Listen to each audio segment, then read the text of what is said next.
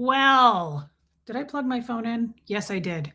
Guys, we're back. We're back in the States. Mods, thank you for being here. Hey, DS Kitty. Hey, D, let's catch up. Yorkie Mom, I love that. Hey, Pam, been thinking about you and Pete, babe. Hey, JoJo. Who else is here? Donna Koopa, Tennessee girl. Hey, babe. DS Kitty, I'm happy to see you. Hey, Tiffany Murphy. Linda's here. Nice. God, it's so nice to do this from my computer. Hey, Jackie C, Caitlin, Debbie, Love and Life.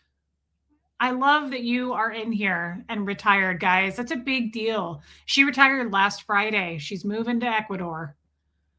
Let's see. Meredith Lynn, thank you, babe. Hey, Starlina, Susan T, you changed your name. That's okay. I still recognize you. Hey, Kimberly Hallman. Hey, Linda Perales. You know what? Hang on just a second. There we go. That was causing an issue with the lighting. And it was going to bother me. Hey, Buffy. Hey, Puka Vista. Allie from England. Hey, Patty. Squirrel Girl. HC from LBC. Thank you, Debbie Love and Life. Hey, Lumen. Hey, Joanne Hawley. Back at the same time. I love that about us. We timed our trips together.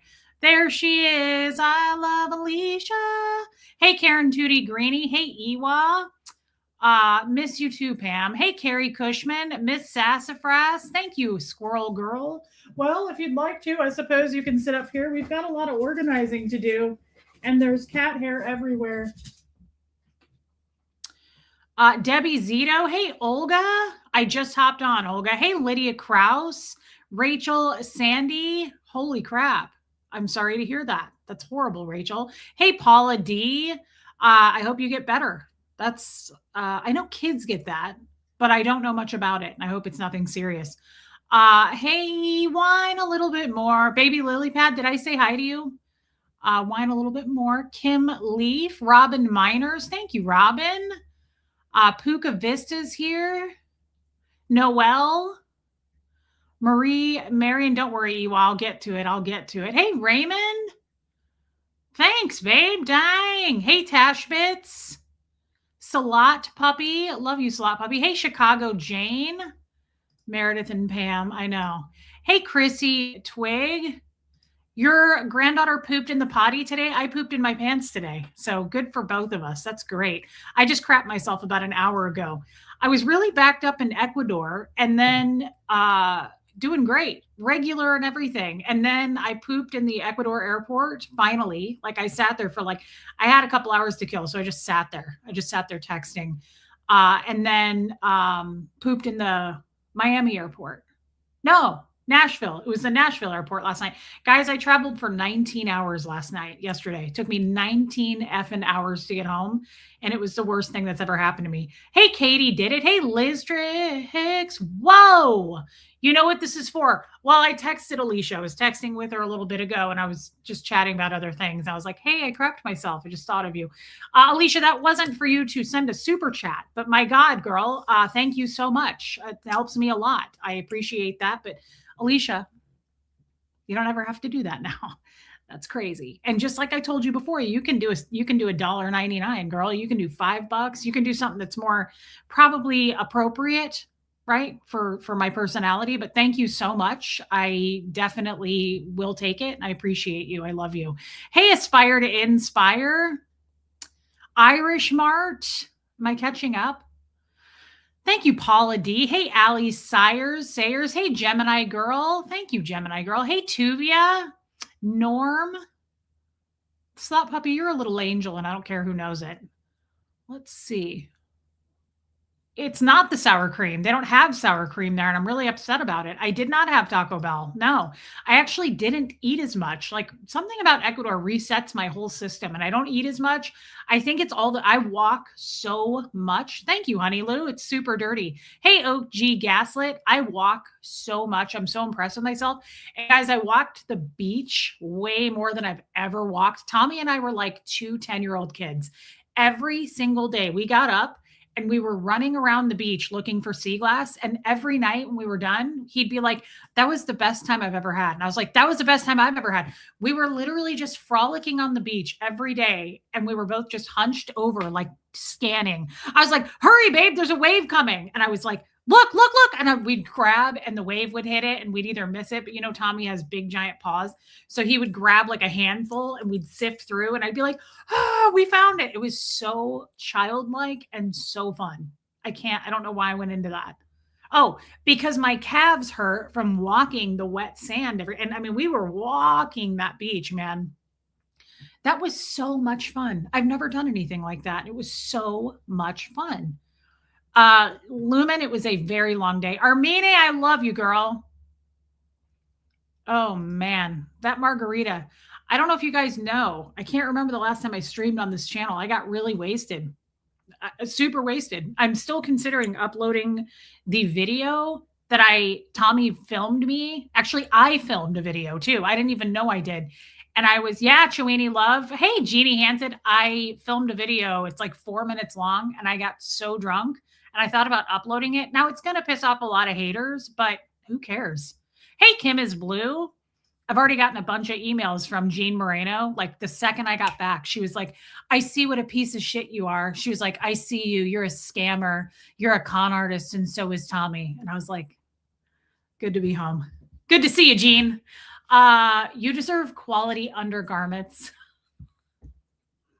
I love you, Alicia.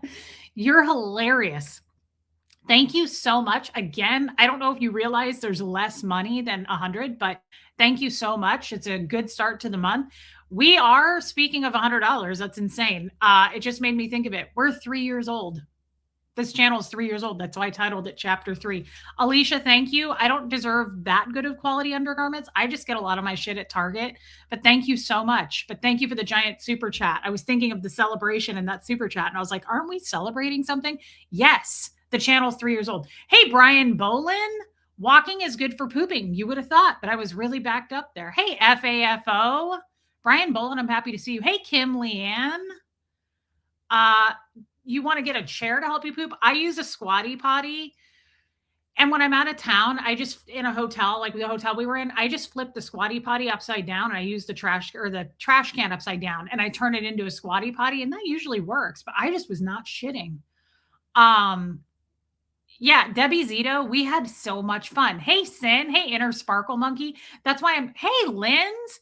That's why I'm laughing at these emails and shit comments from people that are like, "We know you're scamming Ecuador." Yeah, we were on the beach every day. And the last thing I was thinking about was YouTube. It was so nice to unplug and just frolic.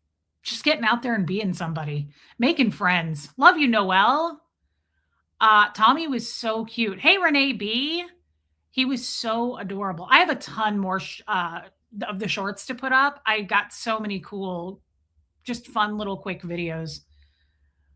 I was wasted on the lifeboat on that show that he did. That Jane person is an absolute psycho. She's emailed me like 7 times today and I responded to a couple of them. And she was like, "Reese, I laugh every time I see you." She was like, "You make me laugh. You're such a piece of shit." She was like, "I don't have to use," but what did she say? I almost want to read them to you. I might read them to you. It might be fun to just read those aloud. She thought she was incredibly manipulative. She's really good friends with the FTG guys and Jenna and Aaron. And I just wrote her back and I was like, "Jean," I was like, "You're a fucking clown, girl." I was like, "Do you realize you're a stranger on the internet? How sad. You're a sad old person on the internet reaching out to me, telling me more about my life than I know about my life. You really think you have me figured out?" She was like, "I've got you all figured out." I was like, "Damn, girl, that's a sad situation." Seriously, it is. You are reaching out to a stranger. I am a stranger. You don't know me. And you're reaching out, filling your days with hate via email. What a fucking time. Happy birthday to us. 3 years old. Hey, Linda Garden Lady. Hey, King's Kid. I'm probably really behind at this point. Marie Marion. We are celebrating, I like this, freedom and growth and gratitude. I love that. Dang, Liz. Celebrating 3 years besides I'm out of practice. Love you too. Thank you, Liz Tricks. Yeah, this is my channelversary, Miss Sunrise Dawn. Liz Tricks, thank you. Dang, girl. Hey, Jan. I I remember your very first streams. I remember you being there. I am going to block her. She's a nutball. And it's crazy. Hey, Abigail, it's crazy how it's kind of crazy how some of these people talk. You guys, it's really nuts. Hey, Holly, like they really think I wrote her back and I was like, well, you've got me all figured out, Gene. Like you've got it all. You've got me summed up like a psycho that you are. Thank you so much, Yorkie Mom. And I love you. Thank you for being a member, babe. I'm hoping to see you this Sunday. We talked. Yeah, you might show up. Guys, hey, Willow Tree, this Sunday is the Zoom call for July. And then at the end of August, we'll do our regular one. Hey, Decultified. Hi, Jean emails you so much. She sounds like a fan. She's watching right now. I guarantee you. They're always watching. Okay, I just caught up. Hey, Kristen Hawk. If you don't like someone's channel, don't watch. Well, you can't say that to Jean. Yes, you have, Dee, and I love you. We're going to have a Zoom party this weekend. Yeah, she's a nut. It's always crazy to me when people send me these emails like they have some file on me and they're like, I know your secret. I know what you did last summer. I'm like, okay, put it out there. Okay. I'm real nervous about it. Mean Jean, the trolling machine. Good to see you, Dreamer's Path. Hey, Styro. She's a nutball, but she's also not going to go anywhere. Maine, where have you been? Hey, Aloha Sue. Happy Big Three. I'm back for the Big Three. I've been gone for a minute, but I'm back. Happy 3 to Reese. Thank you so much. And I'm so happy to see you. Man, I've missed you. I'm glad that you didn't switch to the dark side because I really like you, Maine. I hope you're doing okay. I hope you're not having, struggles or trouble. Ghost Rider, welcome in. Hey, Dotsy Lynn. Hey, Tony P. Mike McKay. Why didn't I take the helicopter? To where? Ecuador? Hey, Kathy Brown. Happy Channelversary. 3 years of joy and community. Jeannie Hansen, and we're not going to stop, babe. Thank you for your super chat. People are nuts. Yes, this is a watch from Tommy, and it's crazy that it went with this. He knows I love turquoise. Now, this isn't quite turquoise, but it's teal, and I love it. He also got a purple one, and I'm supposed to take it to him next time. You scheduled the Zoom for my birthday present? Oh, is your birthday on Sunday? I love that, Critters Creations, and I did. Hey, Andy. Her name is Jean. That's so ironic. I went and saw the new Spider-Man movie yesterday, and for the majority of the movie, the villain's name is Jean. Well, they based it on her. Damn, girl. Happy 3 years. I love you too and our family here. Guys, you don't have to super chat, but we're just celebrating 3 years. Joanne Holly, I love you, and I'm just glad that you're back. I hope you had a good time. I need to text you about it. I hope you had fun with your daughter. That's a giant super chat. Thank you so much. Hey, Kiki. Thank you, Joanne. It's not 3 years today. I missed it. It was August 1st, but I didn't stream that day. That was the day I left. I left at 2 a.m. I think I was 19 hours. I think it was 19. Maybe I did the math wrong. I left at 2 a.m. Sunday, and I got home last night close to 10 o'clock. Is that 19 hours or am I off? That was a long day. She wasn't upset at all, actually, Anita Card. And I'm a little bit upset that she wasn't upset. Gertie was like totally fine and in a good mood. Jean sounds lovely and filled with friends. She can't help but spread the kindness. Yeah, couldn't be a better person, honestly. Jean Moreno, top notch. Hey, Margie Bar, LG Cousins, welcome in. Please tell about the long flight home. Hey, Karen RN. Well, you're not going to believe this. I got the holy shit scared out of me. Hey, Andy, who the hell is Jean? She's just a hater. She's just a troll. I saw someone say Tommy ran to Ecuador to get away from the law. And out of curiosity, I researched. It's BS. Ecuador's agreement with USA to send criminals back. They are strict about it, too. So, Chowini Love, yeah. Also, Emerson, welcome in. Tommy, you can't just go there and get your visa paperwork. Okay. So like you have to get,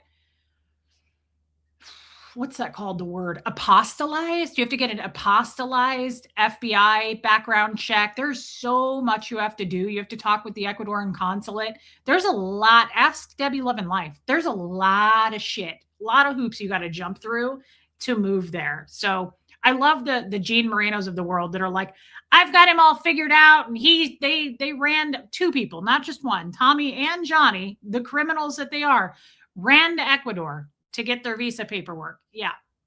I'm a fun drunk. I am a lunatic drunk. Debbie, you have to go through FBI and state background checks and a ton of other things too. It's not that easy. It is not that easy. And they don't just take anyone. Thank you, Dreamer's Path.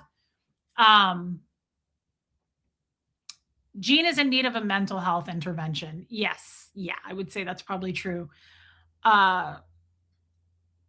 So you're not going to believe this, you guys. This is some fucked up. This is fucking crazy. I'll never forget this. I'm so freaked out by it. How many times I've been to Ecuador so many times at this point. Like I know what to do. I feel the routines. I've made friends. I feel safe. This was a weird trip. I told you guys about the weird guy, and that was weird. There was a weird dude. I don't know that I want to get too much into it, honestly. It's not over, if that makes sense. Like, oh, it's your boyfriend, Dave.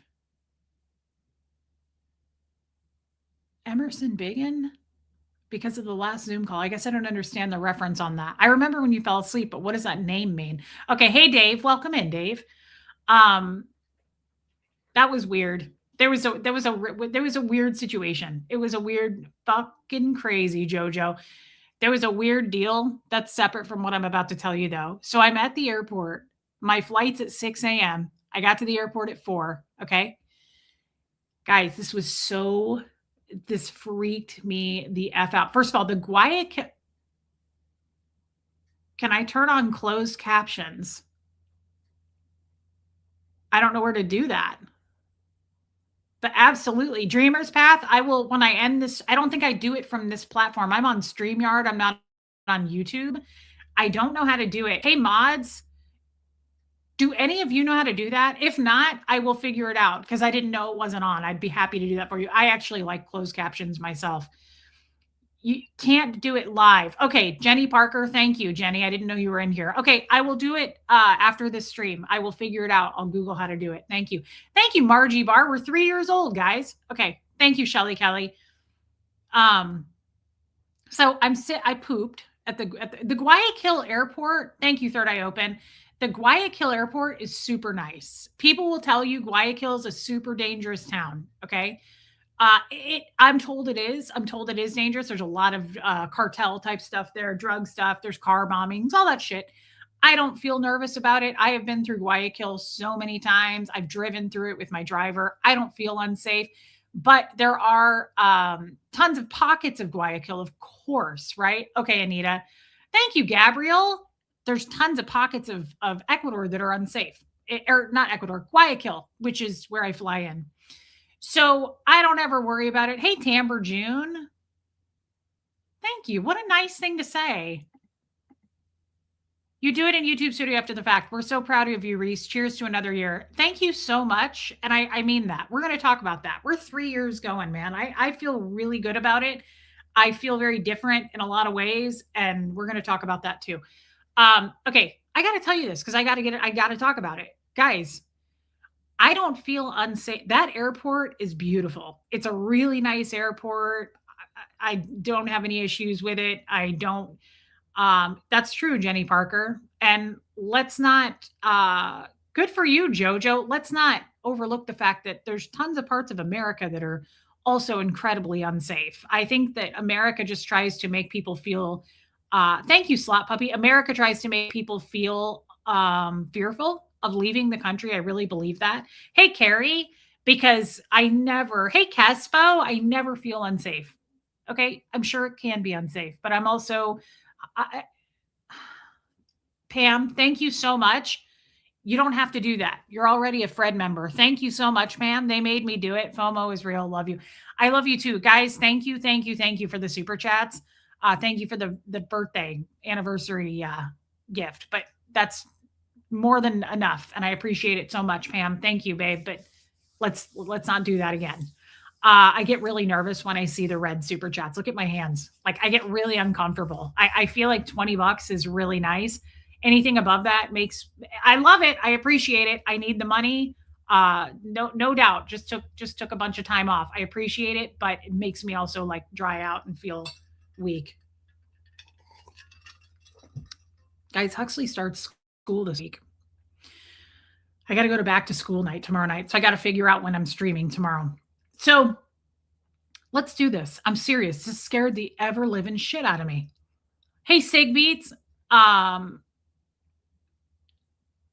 sitting there after I pooped at the airport. I'm walking around. I'm looking at shit. You know, it's fine. And thank you, Jess. I'm sitting there, and this is no disrespect to the Spanish language, but they only speak Spanish. They don't really say anything in English at the airport.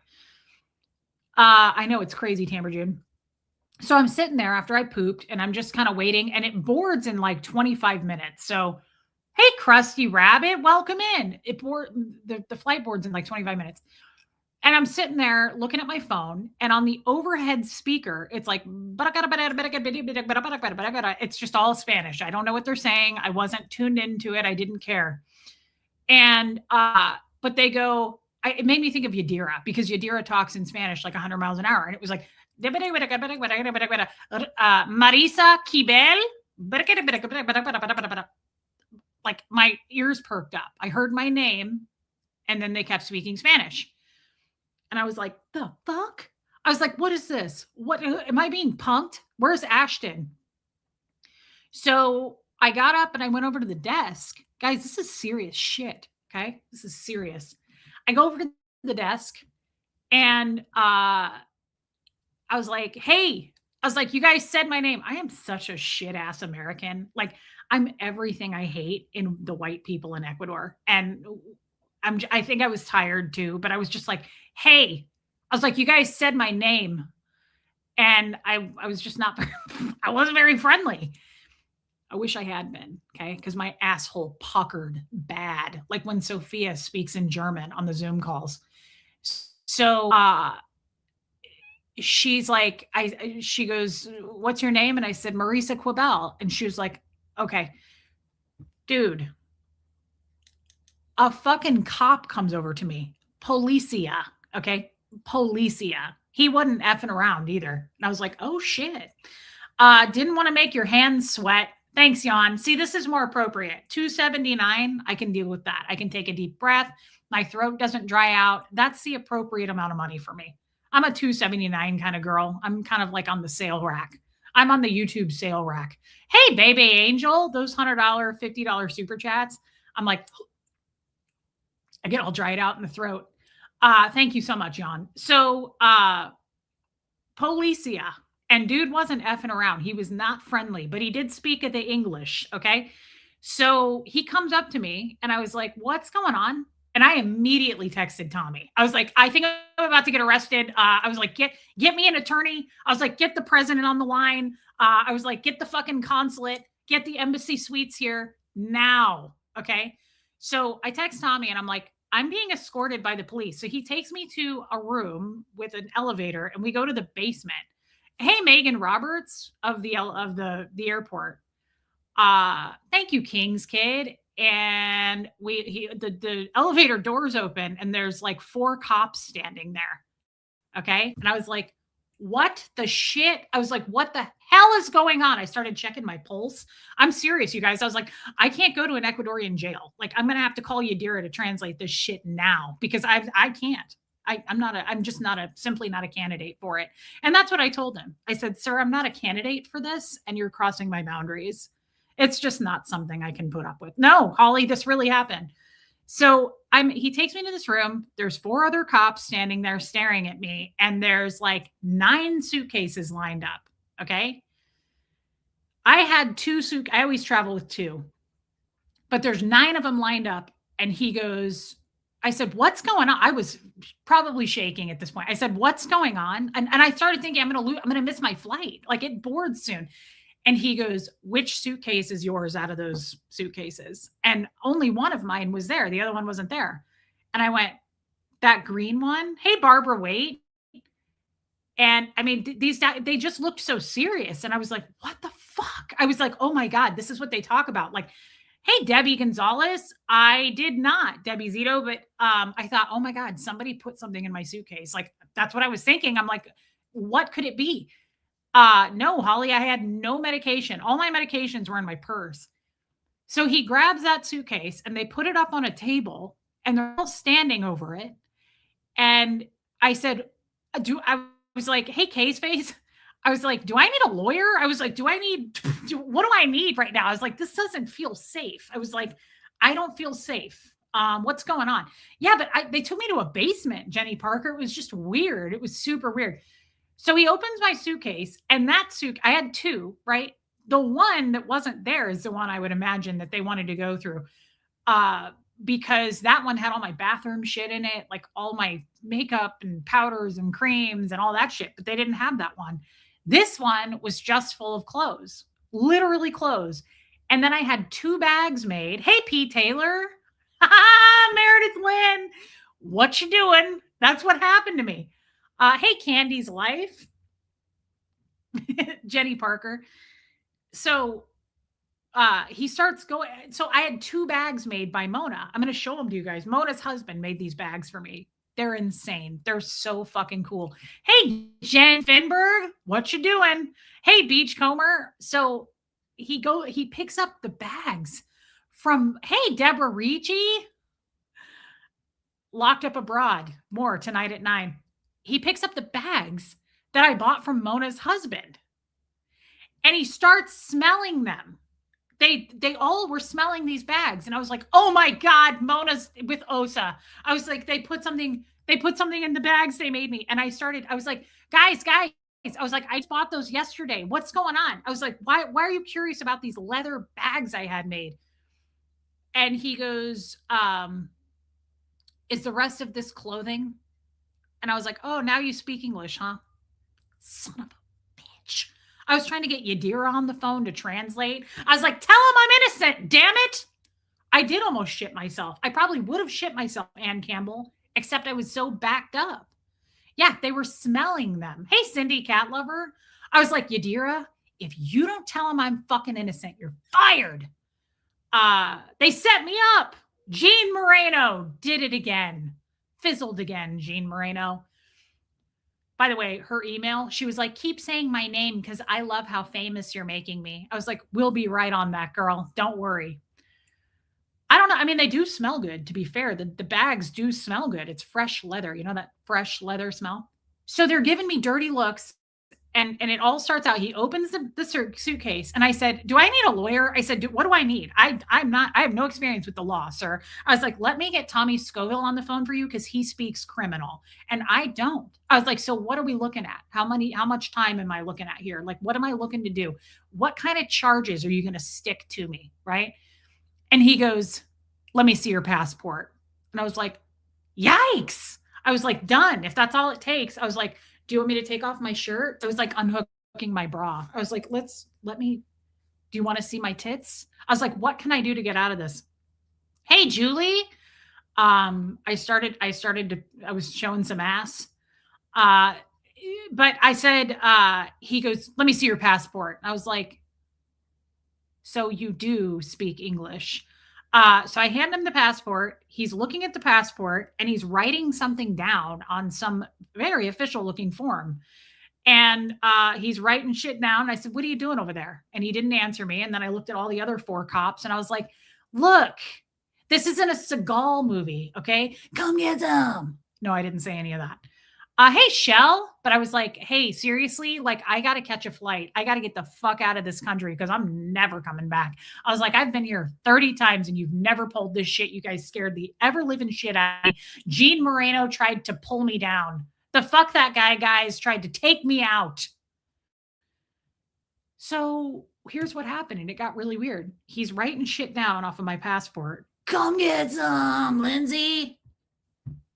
I was like, "Do you like pepperoni nips? Because I have them. Would you like to see them?" I was trying everything I could. "Do you guys like blondes that are incredibly overweight? Do you like chubby, fat, blonde Americans that have a sass mouth? Because I got one for you right here."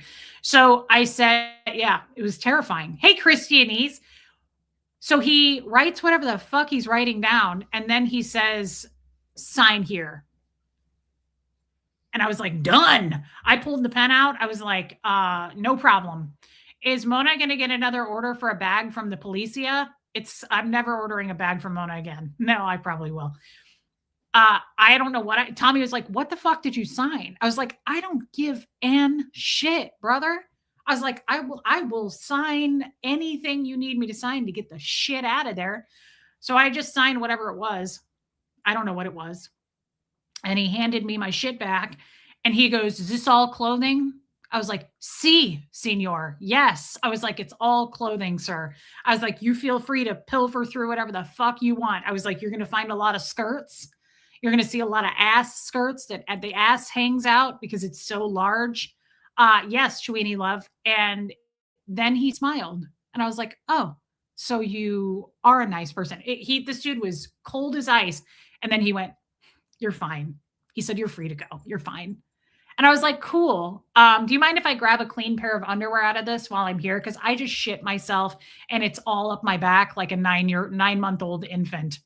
What did I sign? I don't know. I don't care. I did not give two shits about it. I was like shaking with the pen. I was like, whatever, just get me back upstairs. I'm in the basement of an Ecuadorian airport. You have no idea what I saw down there. I mean, really, it was just luggage and cops, but still, it was absolutely, I don't know, Holly. I still don't know what that was about. Tommy, of course, the seasoned crim that he is, he was like, "I don't think it was a big deal, babe." I was like, "Fuck you. You don't fucking know what I had to go through." I was like, I had to strip. I had to dance on a pole down there. I had to sweat all over those men and show them my ass. He was like, I don't think it was a big deal. He goes, "I think how often you travel to Ecuador probably tip them off. Uh, Keep your attorney's card and your passport." Smart. I have my attorney's card at all times.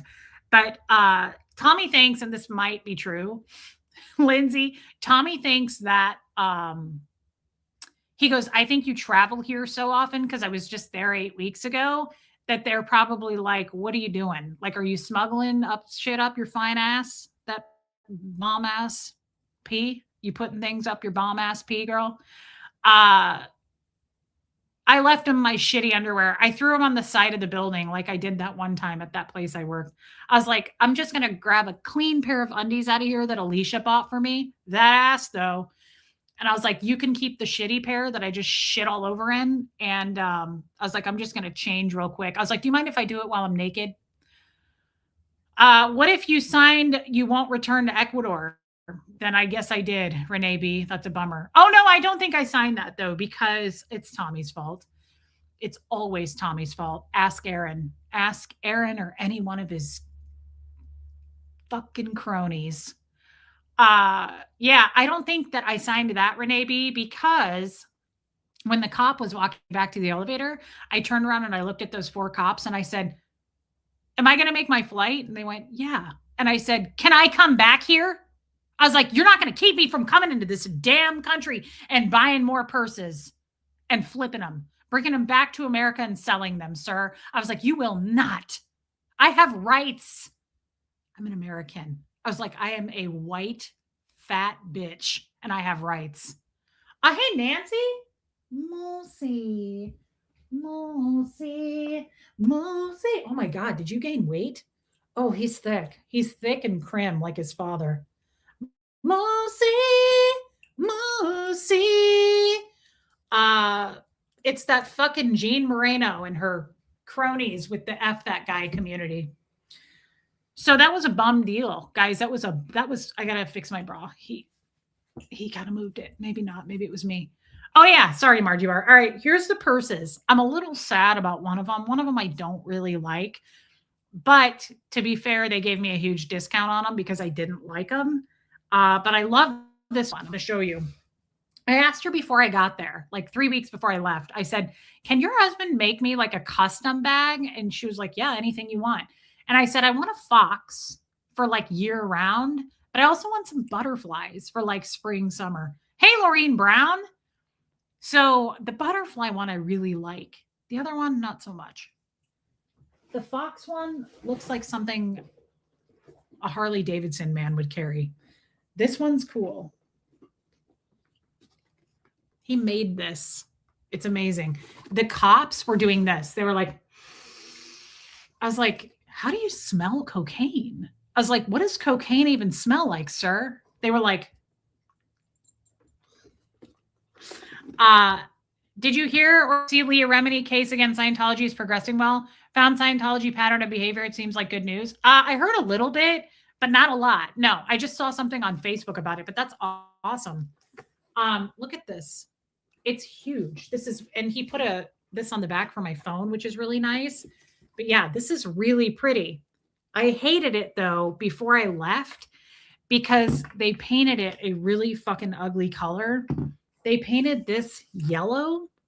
This whole thing was yellow with like streaks of green in it. And then everything else was this red color. And I was like, I don't like it. I don't like it at all. So she was like, he can paint the whole thing this red color. And I said, that's what I like. So this is really pretty. Like it turned out way better than I thought. It's incredible. Like her husband just made this while I was there. I don't think he started it till I got there. Okay. And then I asked for a fox. Oh, and you get to pick your, hey, Pat Jonas. Hey, Solo Traveler. I don't know, Lumen. I picked this shell. That's a shell. And he sewed it into it. Okay. So the other one, yeah, I know, Jenny Parker. The other one is a fox, and I picked a piece of pyrite with it. The only thing I don't know that I like this. It's kind of masculine. The fox is not quite what I thought, but it's still cool. And I picked that piece of pyrite, and he sewed that in. It's not quite what I thought. I wanted it to be a little softer. This looks like something a little rough. It's a little rough, but it's still cool. I mean, it is really cool. Like, this is crazy that they were able to do that. Yeah, it looks more like a wolf to me too, but I don't care. I love wolves. It really makes no difference to me. But it kind of reminds me of my tattoo a little bit.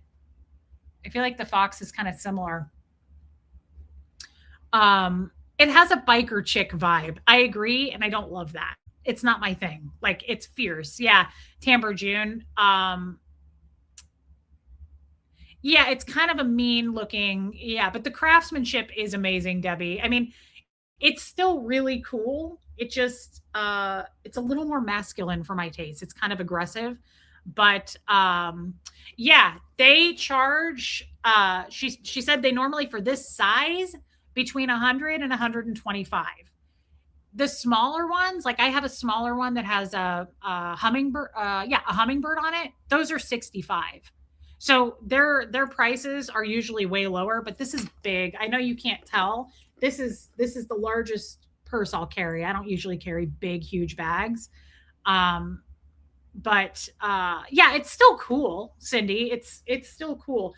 Tommy said that. He goes, even 125, he goes, in America, this would probably be $175, probably. I mean, just again, like the craftsmanship, like all that stitching. And it is big. It's just a really big bag. So Stanley, it's weird. It's really weird. So this one I may carry, but I may not carry it as much. But the butterfly one, I love this. I absolutely love this. It's really cool. And it does smell amazing. It smells like fresh leather. But these dudes were like, they were like sniffing like crazy. Yeah, Jenny Parker. They're very cool. They're very cool bags. They are very, very nice bags. And I've bought, yeah, Sig Beats. I have bought. Can I sell it at my booth? Sure. Yeah, Julian, I may. I haven't decided, but me too, Jan. They gave me a nice discount because I buy so much from them every time I go there. And the last time I was there, I bought one of their purses for my mom, and it was like that, but it was an owl. So I have spent so much money with them that they were like, well, she was like, we will make a discount for you. And I said, you don't have to do that, but thank you. It's very like biker chick. Holy crap, Pam. The purse is what seemed to have flagged them. Hey, Jennifer Minton, the purse is what seems to have done it. That's what they pulled out. The second they opened my suitcase on that table, they grabbed both of the purses. And I was like, what the fuck? I was like, did Mona put something in this? Like, is there something in this that I don't know about? Lindsay, I know, girl. Ecuador is the place to shop too, because everything's so much cheaper there. But that was weird. And I hope that doesn't happen to me next time. I hope I'm not like flagged every time I go there now. But even if I am, not bringing anything that's illegal. So, um, interesting, Jenny Parker. I'm not sure I fully understand what that means. Hey, just as I am. Thanks, Yadira. So that was weird. But other than that, it was a great trip. Like I said, it was a weird, happy early birthday, Christianese. Hey, Mrs. Patty Cake. The only other thing that was weird, guys, and it was weird, there was a dude there.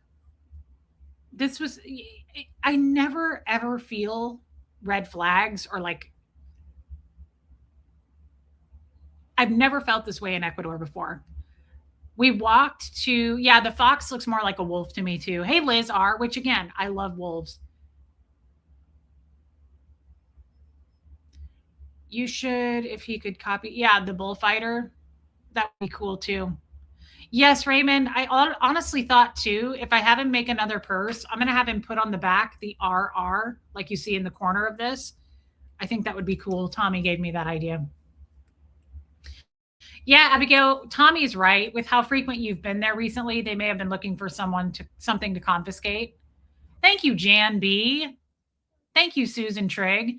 Um, this was weird though, guys. It really was strange. So me and Tommy and Johnny, there's a really good bakery very close by, and I talked about it a lot. Yeah, Raymond, I talked about it a lot. It's owned by. I talked about um, the Little Red Riding Hood. That's cute. Yes, and I love a messenger type bag where you have to pull the flap back to put the stuff in it. That sounded sexual.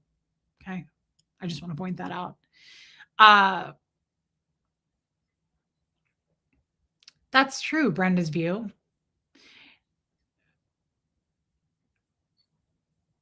Oh, I was kidding, Jenny Parker. I haven't been there 30 times. I've probably been there 5 times. So we went to this bakery and it's owned by the guy from Austria. And I love him. His name is Nick. He's such a cool dude. And the bakery is so good. And he's around Tommy's age. I think he said he was like 55. He's been a baker since 15. He started baking like desserts at 15. So this dude had stuff around the clock all day. He was baking. Everything was $2 or $2.50 at the most. Some things were a buck. It was crazy. But we went, he had ice cream. And so we went there after dinner one night, the 3 of us. And this is just weird. I don't even know why I'm talking about it, but it was weird. It was super weird. And the guy looked exactly like Aaron Smith Levin. That's why it's even weirder. He looked just like him. Obviously, it wasn't him, but he looked just like him. You're fine, Jenny Parker. So I'm ordering the ice cream and Johnny's getting his ice cream. And this guy shows up right behind us. And he looks just like Aaron. He looks just like him. But he was tattooed out. Like he was covered in tats and he had tats across his fingers and totally covered. Oh yeah, Abigail. Absolutely. Um, and Tommy stepped out of the bakery, which was like right. Wow, thank you, Drayston. It was right next to the ice cream. Like the door and the ice cream was right there. So Tommy stepped out. And this guy followed him out. And according to Tommy, because I wasn't standing there, he said something like, yeah, I could use some fresh air too. And he struck up a conversation with Tommy. And then Johnny stepped out. And I was still in there ordering my ice cream. And hey, Jamie Palmer. And the 3 of them were outside talking. And I didn't think anything of it. And they were probably talking for like 5 to 7 minutes because I was inside talking to the owner. And could be. Yeah, Renee B. Absolutely. They might have thought that. Oh, Anne from Minnesota? Of course you have been. I know you, girl. Hey, Jackie. So anyway, I don't even know why I'm talking about this, but it was just weird. So I came outside to chat with him after I got my ice cream, and then Tommy went in to get his. And the guy stayed out with me and Johnny then at that point. And I didn't, guys, I am so bad at this. I will talk to anyone about anything. Like what I mean by that is I will say where I'm from, how long I'm here for, where I live, when I'm going back. I do it all the time and it's really not smart. I try to think about it. Hey, Anne. And like I do it with my Uber drivers. I'm like, hey, just got back from Ecuador. Yep, going here. And like I just it's I've done it my whole life. And I don't know. You guys tell me it's bad. I know Kim is blue. I never think it's bad. So I'm just chatting it up with this dude. And I said, are you American? And he goes, I'm Canadian. And he had zero accent, zero. Hey, Sharon, not a bit of an accent. And it just didn't feel right. The second I started talking to him, and I probably only got to chat with him for like 2 minutes because then Tommy got his stuff and he was like, let's go. Yeah, you've been trained since the age of 4 to share everything. That's true, Pat. I have. I share all the time. It is very American to strike up conversations with strangers, and that's why when I go to Ecuador, Tommy and I avoid Americans because the second you see another American, they come up and they're like, "Hey, where are you guys from?" And it's like, "Yeah, we're kind of here to not chit chat with people." Like that's why I love Ecuador because there's a language barrier, and the people who live in Ecuador don't bother you. The freaking expats there or people visiting are like, "Hey, wow, white people," and they like come up and talk to us. "Hey, Southern sleuth," and I don't like that. I actually had to tell someone that at one point. I met a woman who had moved there who was from Jersey. She wasn't from Jersey. She'd moved there from Jersey. I don't remember where she was originally from. But she was like, you should come with me to this. We're having an expat girls thing. And I finally had to say to her, because she just wouldn't stop talking to me. I had to say, hey, Cindy, I kind of come here to like get away from all that. I was like, no disrespect. I just really, I'm trying to unplug. Like, I don't want to go socialize with people. That's not why I'm here. Like, I think I hurt her feelings. But so when we started walking home, the guy went into the bakery. Okay. And the three of us, me, Johnny, and Tommy, were walking home. And they were saying the dude seemed suspicious. And I said, why? I missed it because I was inside. And they were like, he said that he's here to train the military, which that's a whole other thing in itself. But he said that he was here to, yes, you are, Debbie, here to train the military. So we looked that up. Thank you, Anne. And Canadians don't come to Ecuador to train the military. Also, there was just so many weird things. But we were talking and I felt weird when we got like a block away. And I was like, they were like talking about the dude, hey, Rhonda McNeil. And they were like, and this didn't add up and that didn't add up. And I hadn't heard any of this conversation. So they're telling me what didn't add up. Right. And I was like, and I turn around, he's right behind us. And I went, shut up. I was like, he's right behind, like he was up on us. He didn't buy anything at the bakery. So that was weird, right? He followed us to the bakery. He went into the bakery after, and then he followed us super close home and he didn't buy anything. And I thought that was super weird. I plan to, Anne. And then, thank you, in God we trust. And then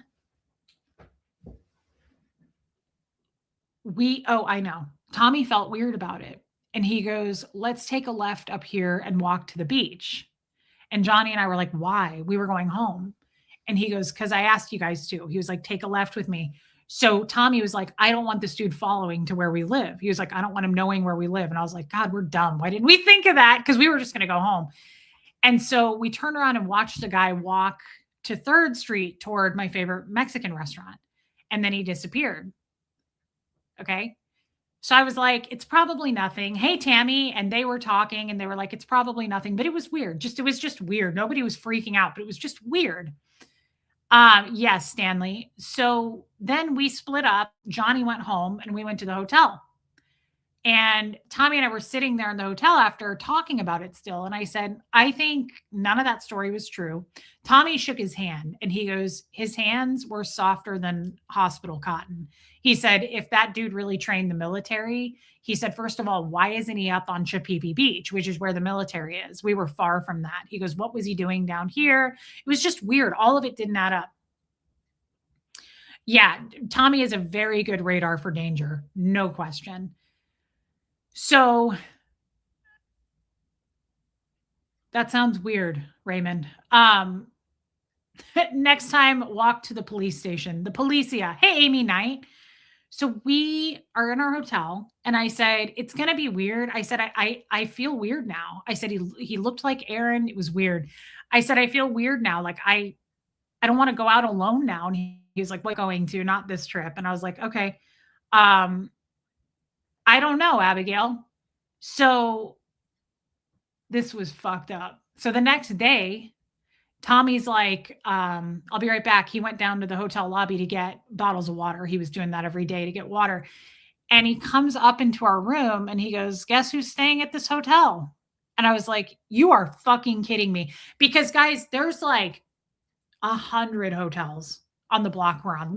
Literally, I'm making that up. It's like everywhere are hotels. They are everywhere. And he was staying in the room across from us, directly across from us. And I was like, okay, now I'm really uncomfortable. Like, I went down to the hotel and I talked to the owner and I said, "Thank you, Jane Doerr." I said, she knows me, I'm friends with her. And I said, "There's a guy," and I gave her the description. She goes, "Yeah, he's staying here." And I said, "How long has he been here?" And she goes, "He checked in the same day you did." And I was like, "You're fucking kidding me." And she said, "No, he got here the same day you did." I didn't stay at Tommy's place because Johnny and Tommy live in the same place, and I just wanted my own space. I just didn't want to be all up in Johnny's business. It was just, I just don't like that. I mean, we could stay there. I just prefer to be in our own place. So he checked in the same day and he was directly across the hall from us. And that's the other thing is if he's training the military, he would why Tommy goes, if he's training the military, why isn't the military putting him up in one of the bases? Like, why would he be in this hotel? It was fucking weird. It gave me like I was so uncomfortable at that point that I was like, I don't want you to leave. Like I was like, I don't even want to be in this room by myself now. Like, I don't know if he's just sitting there listening to us. It was so creepy. It was so fucking creepy. So, oh, for sure it was. Kim is blue. I guess he said, what else did he say? Tommy said there's no way that guy's Canadian too. He had zero accent. Like he had no accent whatsoever. Um, so he stayed in the room across from us. He checked in on the same day. He followed us to that bakery, but didn't buy anything. And I thought that was weird. We asked actually the owner of the bakery, we were like, we didn't see anything in his hands. Did he buy anything? And he said, no, he didn't. And I just thought that's so fucking weird. So then for the whole week I was there, he was everywhere. He was like in front of us, he was across the street. We kept seeing him everywhere. And he would be by himself sometimes. And then he was also with other Ecuadorian dudes. And yeah, Meredith, I didn't think of that. It freaked me out. I was so uncomfortable. We could have gone to another hotel, but that's our friend's hotel. Like we stay there now every time I go. And I don't know. We just didn't want to move. Hey, Chops World. Um, happy 3-year anniversary for me and Noodles. The 11th will be 1 year of him in heaven. Has it already been a year? That's sad. Patty, thank you for your super chat. I'm sorry. I think about Noodles a lot just because he was also the sweetest, cutest looking dog I'd ever seen. Don't say anything. Thank you for your super chat, Patty. How do you go to a bakery and not buy anything? Do you think he was an undercover detective? Well, so hey, Rip Curl, here's the thing. Hey, VJ Burke, what do you guys think? Because Tommy goes, if he's a detective, he's a dipshit. What detective would follow us around and get seen and chat with us? Like, why would you do that? I don't know. Why would you get caught being in the room across from us? I mean, unless he's just openly out there. I wonder if he had anything to do with the airport. I don't know. Did I contact the police? I could have moved my room, but no, we take the same room every time. No, I wouldn't contact the police there. What are the police going to do?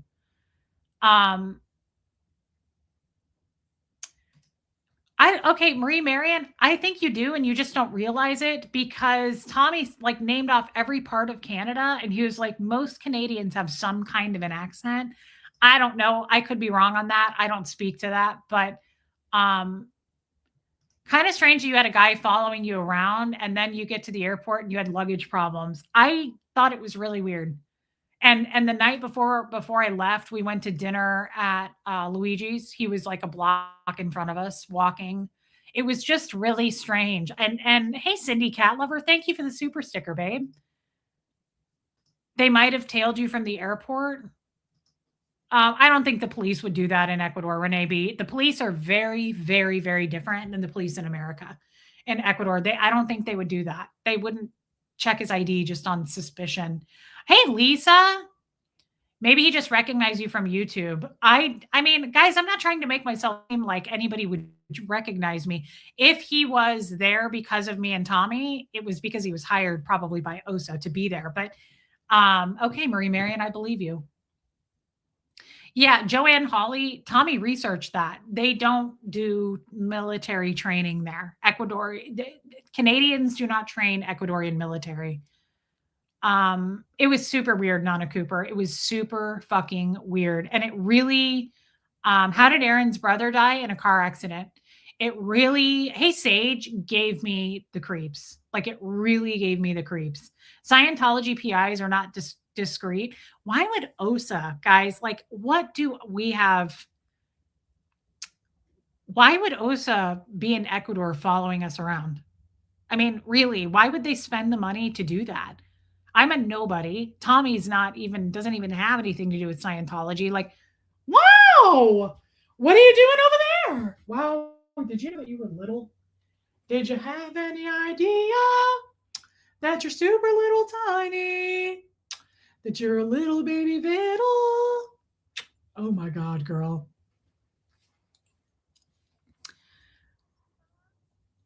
Yeah, Kim. Canadians sound like people from Minnesota for sure. Really small to creep you out. I mean, why would a PI get caught like that though? And then walk around? Like, why would they walk? Wowie, girl. Really tiny. She didn't even seem to notice that mom was gone. Like, honestly, I don't think she gave two shits. She said, it really doesn't matter to me because I walk with the Lord. Case face, it's a lot. It's a lot.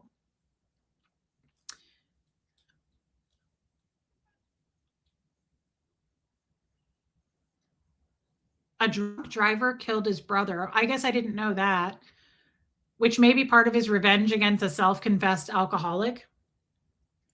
Are you talking about me being an alcoholic? Way smaller than she looks on YouTube, says Liz. Liz held her for a long time before I came to Ecuador, and Liz fell in love.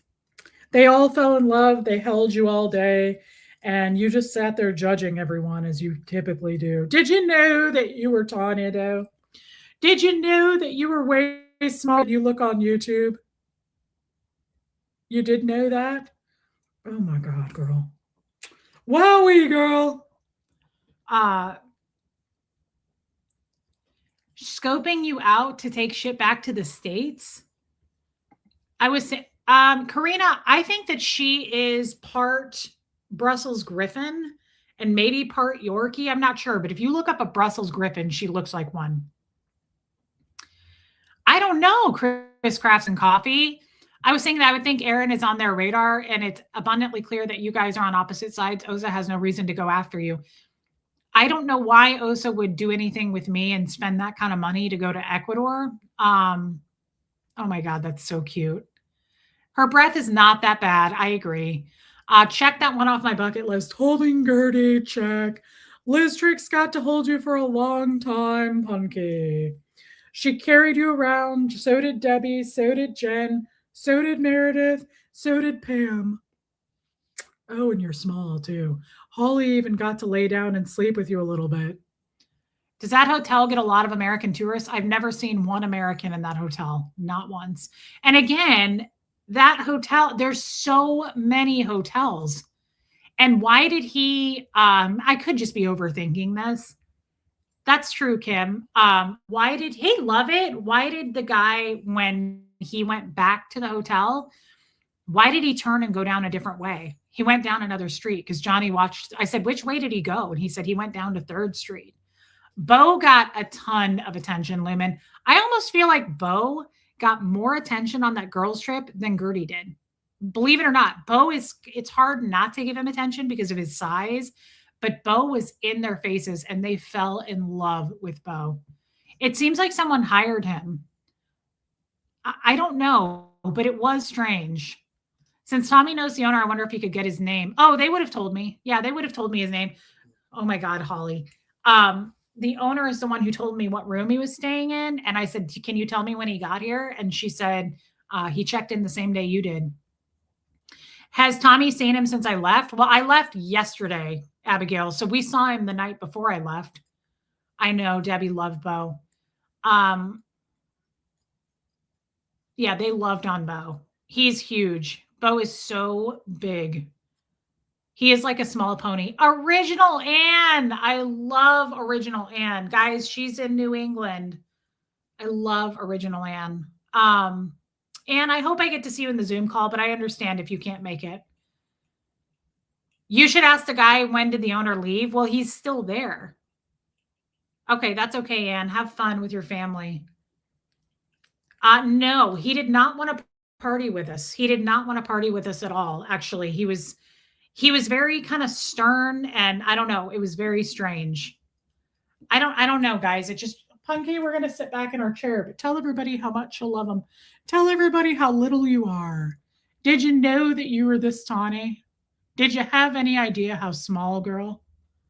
Um, I don't know. I still feel really uncomfortable about that. I don't know that it had anything to do with the airport incident, but the airport thing was really weird too. Did he ask for a room by you or ask for a certain room? 3 cats? I don't know the answer to that. I should have asked that. Always trust your gut feeling. You know, what if the guy making you feel over vigilant kept something else from happening to y'all? There could be, Amy. It could be, but it was just, it was weird that hey, Vicky Andrews, we kept running into him. I think it's this Sunday, Tammy. Yes, Meredith, she is smaller in person. I think it was weird as hell that he was in our hotel right across the hall. Okay, Jess. And we kept seeing him all around. And I think it was super weird too that he went to the bakery and didn't buy anything and just stood there with us. That dude is a reason why I've only ever gone on one cruise. People are strange. Yeah, Bo asks for it. Bo is in person, like he's chill. Look, there he is. Bo is chill in person and now, but in person with people, Bo is overwhelming. I was actually really worried about that with the ladies. I thought they're not going to like Bo. Nobody likes Bo in person. I love Bo in person.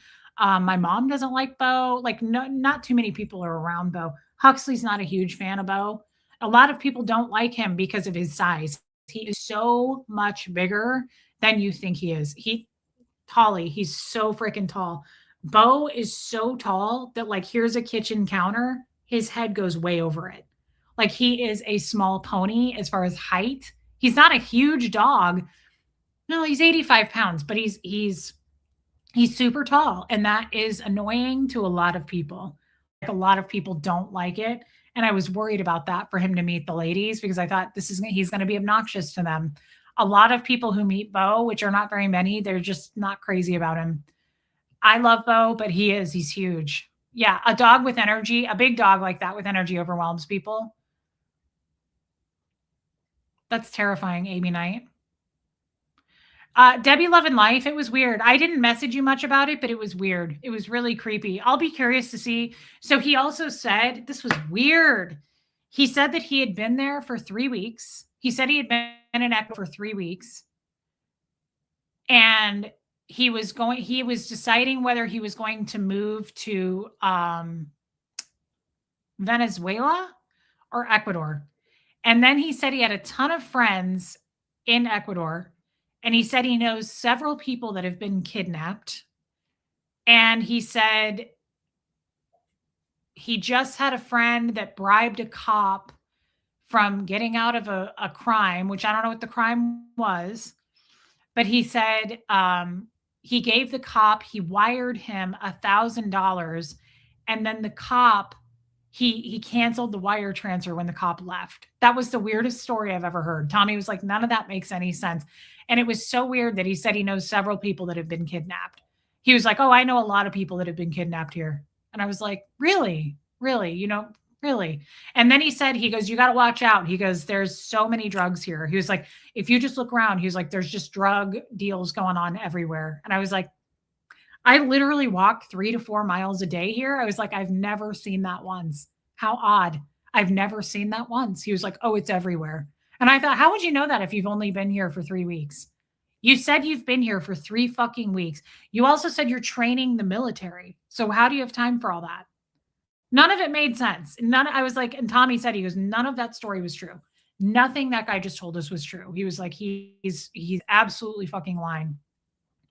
Hey, Sophia. I don't know. I don't know what that was about. I also thought he might have just been like scamming people. He could just be, well, like me. I'm a huge scam artist myself.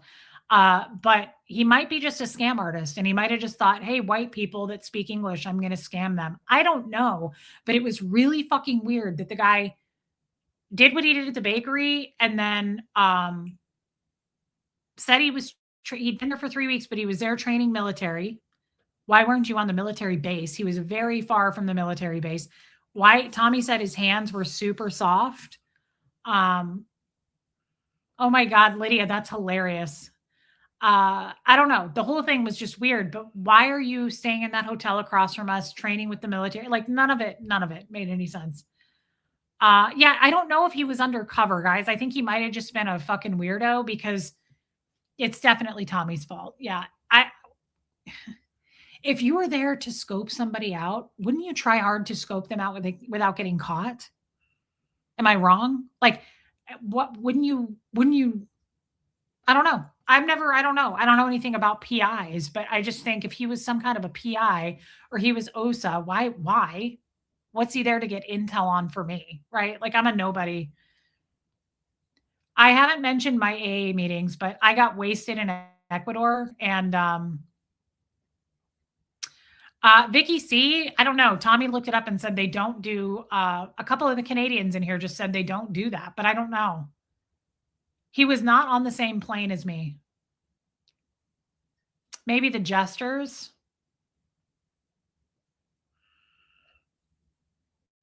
Yeah, PIs like to stay out of sight.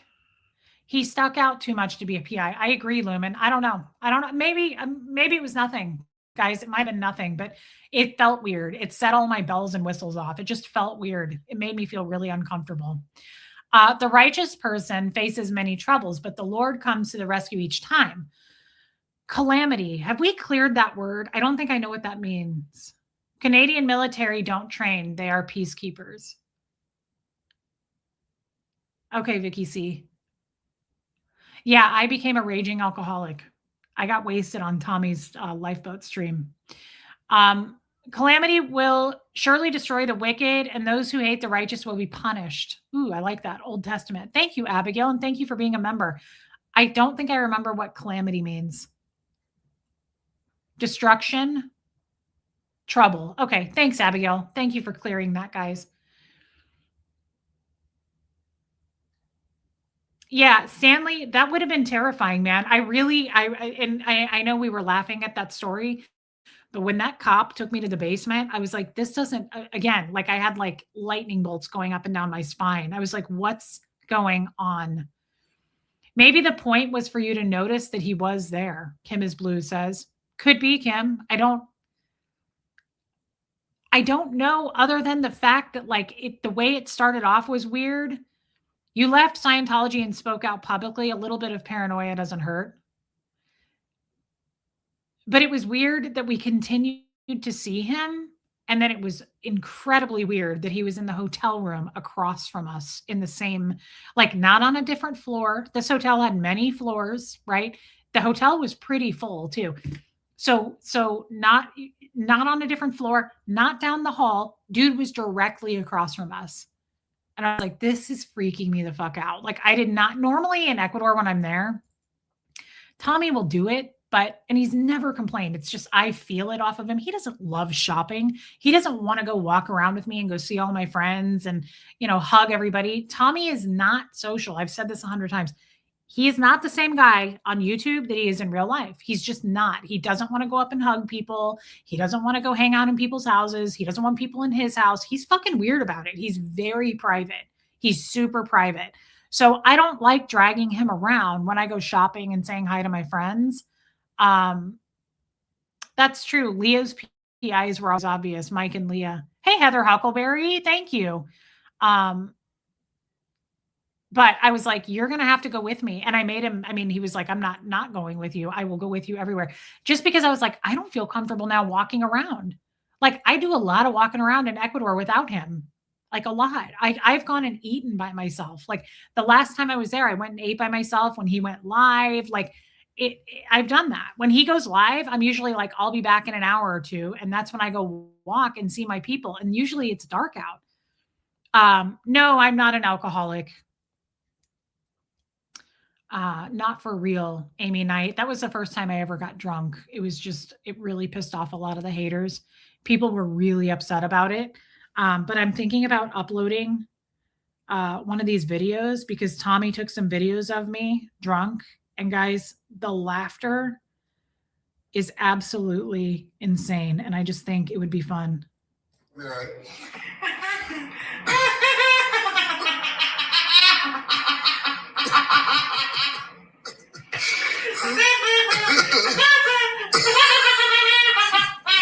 Oh my God.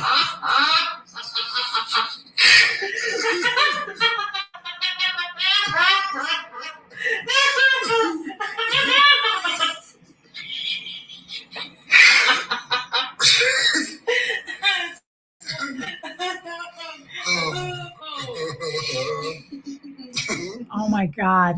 Raymond, I might send it to you. There's another one. No. Reese, the wasted tapes. Reese, the wasted tapes. Reese, the wasted tape. Please tell me that's not on YouTube. You're just recording. I'm just recording. Oh, thank God. Wasted tapes. Slightly out of control for a while. It's the downward spiral. All starts with that one drink. Literally, it's only been one. But I can tell where it's going. I knew what that meant.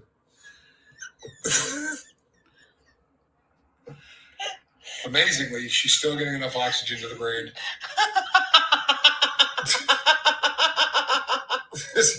There's a decent amount of laughter.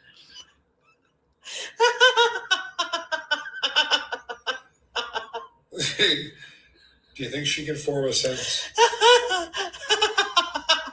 You got a snow Helen balls chance, I'll tell you what.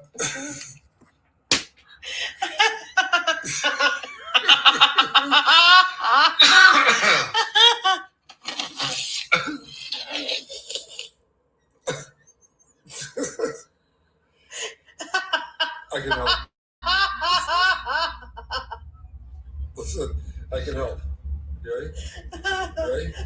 Take a deep breath. Come on, you got it. Yeah. Babe. And then just a little slight pressure on your chest. Ready? Bring it. You got this. All right. I don't know. Hey, Stacy. Lightweight. All right. I just wanted to go. This is really recording. I didn't even rip. We don't have anything to say. No, I have plenty to say. What would you say? What was that?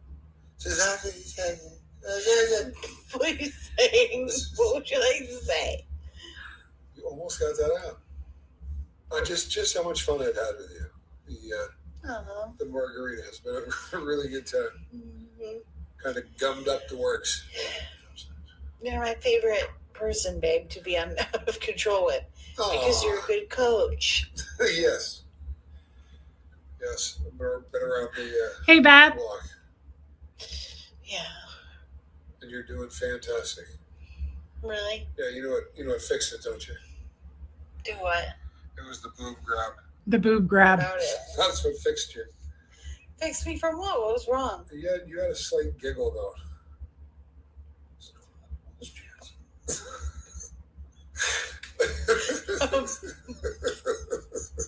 What was that? Go. Sorry.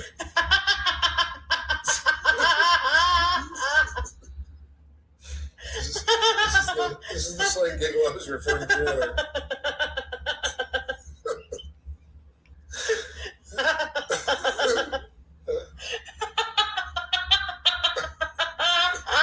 dumb.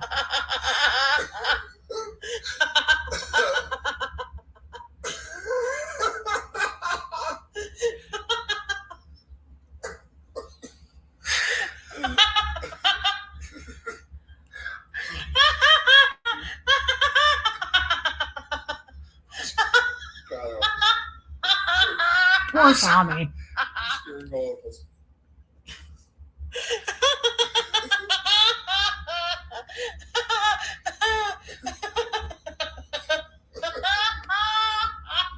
Wait till we're at the end. I'll show you what I did with the phone. Baby, stop. You have to stop. Yeah. Oh my god, I'm so. Okay, let's put this off. Yeah, Put it off. you're good. No. I didn't even realize I was still recording. Tommy goes, the fact that you were just sitting there recording. Tommy took one of me. Oh, baby, it'll be all right. But there's a point on this one where I go, oh my God, I'm so wasted. I have no shame.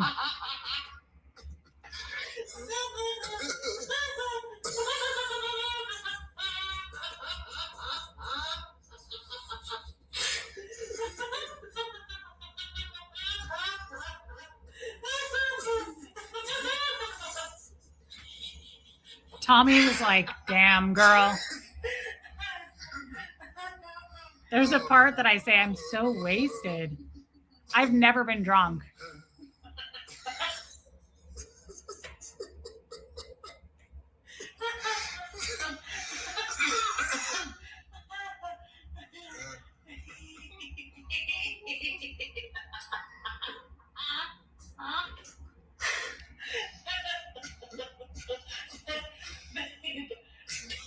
You got this. Yes. Yes, you got this. Oh god, I'm so wasted. I'm so like baked all the way through. It's like perfect brown to a crisp. Yeah. But it's bad. Yes, there is This no is question. horrible. I feel like the conversation, like of Alice, like I'm in the conversation about Melanesia shit. I'm scared. Like I'm gonna come back from it. Now you're good. Pat Jonas, I lost all control. I actually say that in a minute. I go, I have no control over my body. I have no control over anything. I love that you told him he's a good sobriety coach while you're wasted. I did. I know you didn't like it, but I'm glad you had an evening with absolutely not a care in the world. I did. That's freedom right there. Jen Finberg. Now that's funny. I don't care who you are. That's freedom right there, girl. I didn't have a fuck to give. I was so, that's why I love the haters. They're like, Reese is in Ecuador scamming people and conning them. Reese was on her ass, wasted. I needed help going to the bathroom. Jen, that's a huge ass super chat. Thank you, babe. Thank you for celebrating 3 years with us. I love you.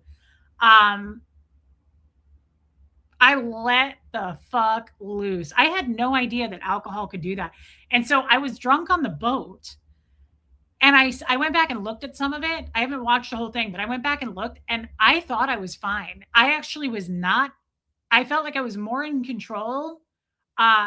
Stacey Toms, I did. I felt like I was more in control when I was live on the boat with Tommy. When he ended that, that's when he recorded that. And I was like, I am wasted.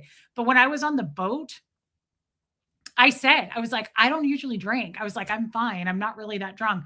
I was fucking wasted. It was crazy. It was absolutely wild.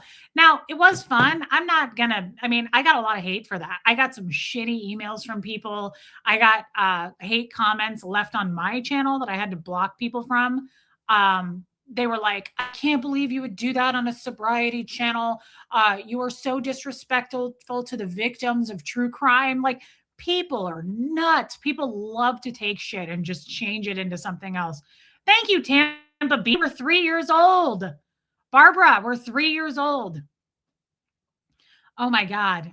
The way you would nod while he was talking was hilarious. Holly, I got a bunch of people. Like I would say about 10 people were like, you're a disgrace. You're so shitty over on the boat. He's not a sobriety channel. And even if he was, who cares? I'm not an alcoholic. I drank one time and I got drunk. I don't care. I'm actually kind of proud of it. I had fun.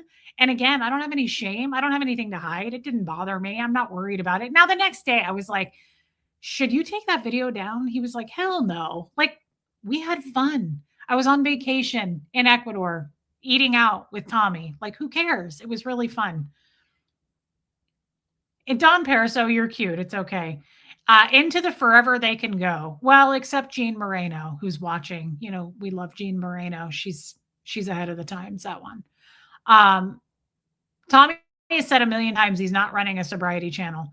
I was in a safe place, Fat Jonas, and yeah, God forbid I enjoy myself, Kim is blue. Now, I could never do that on the regular. I actually talked about that a lot. I'm a full-blown alcoholic, and it's funny that you had fun. Not the same.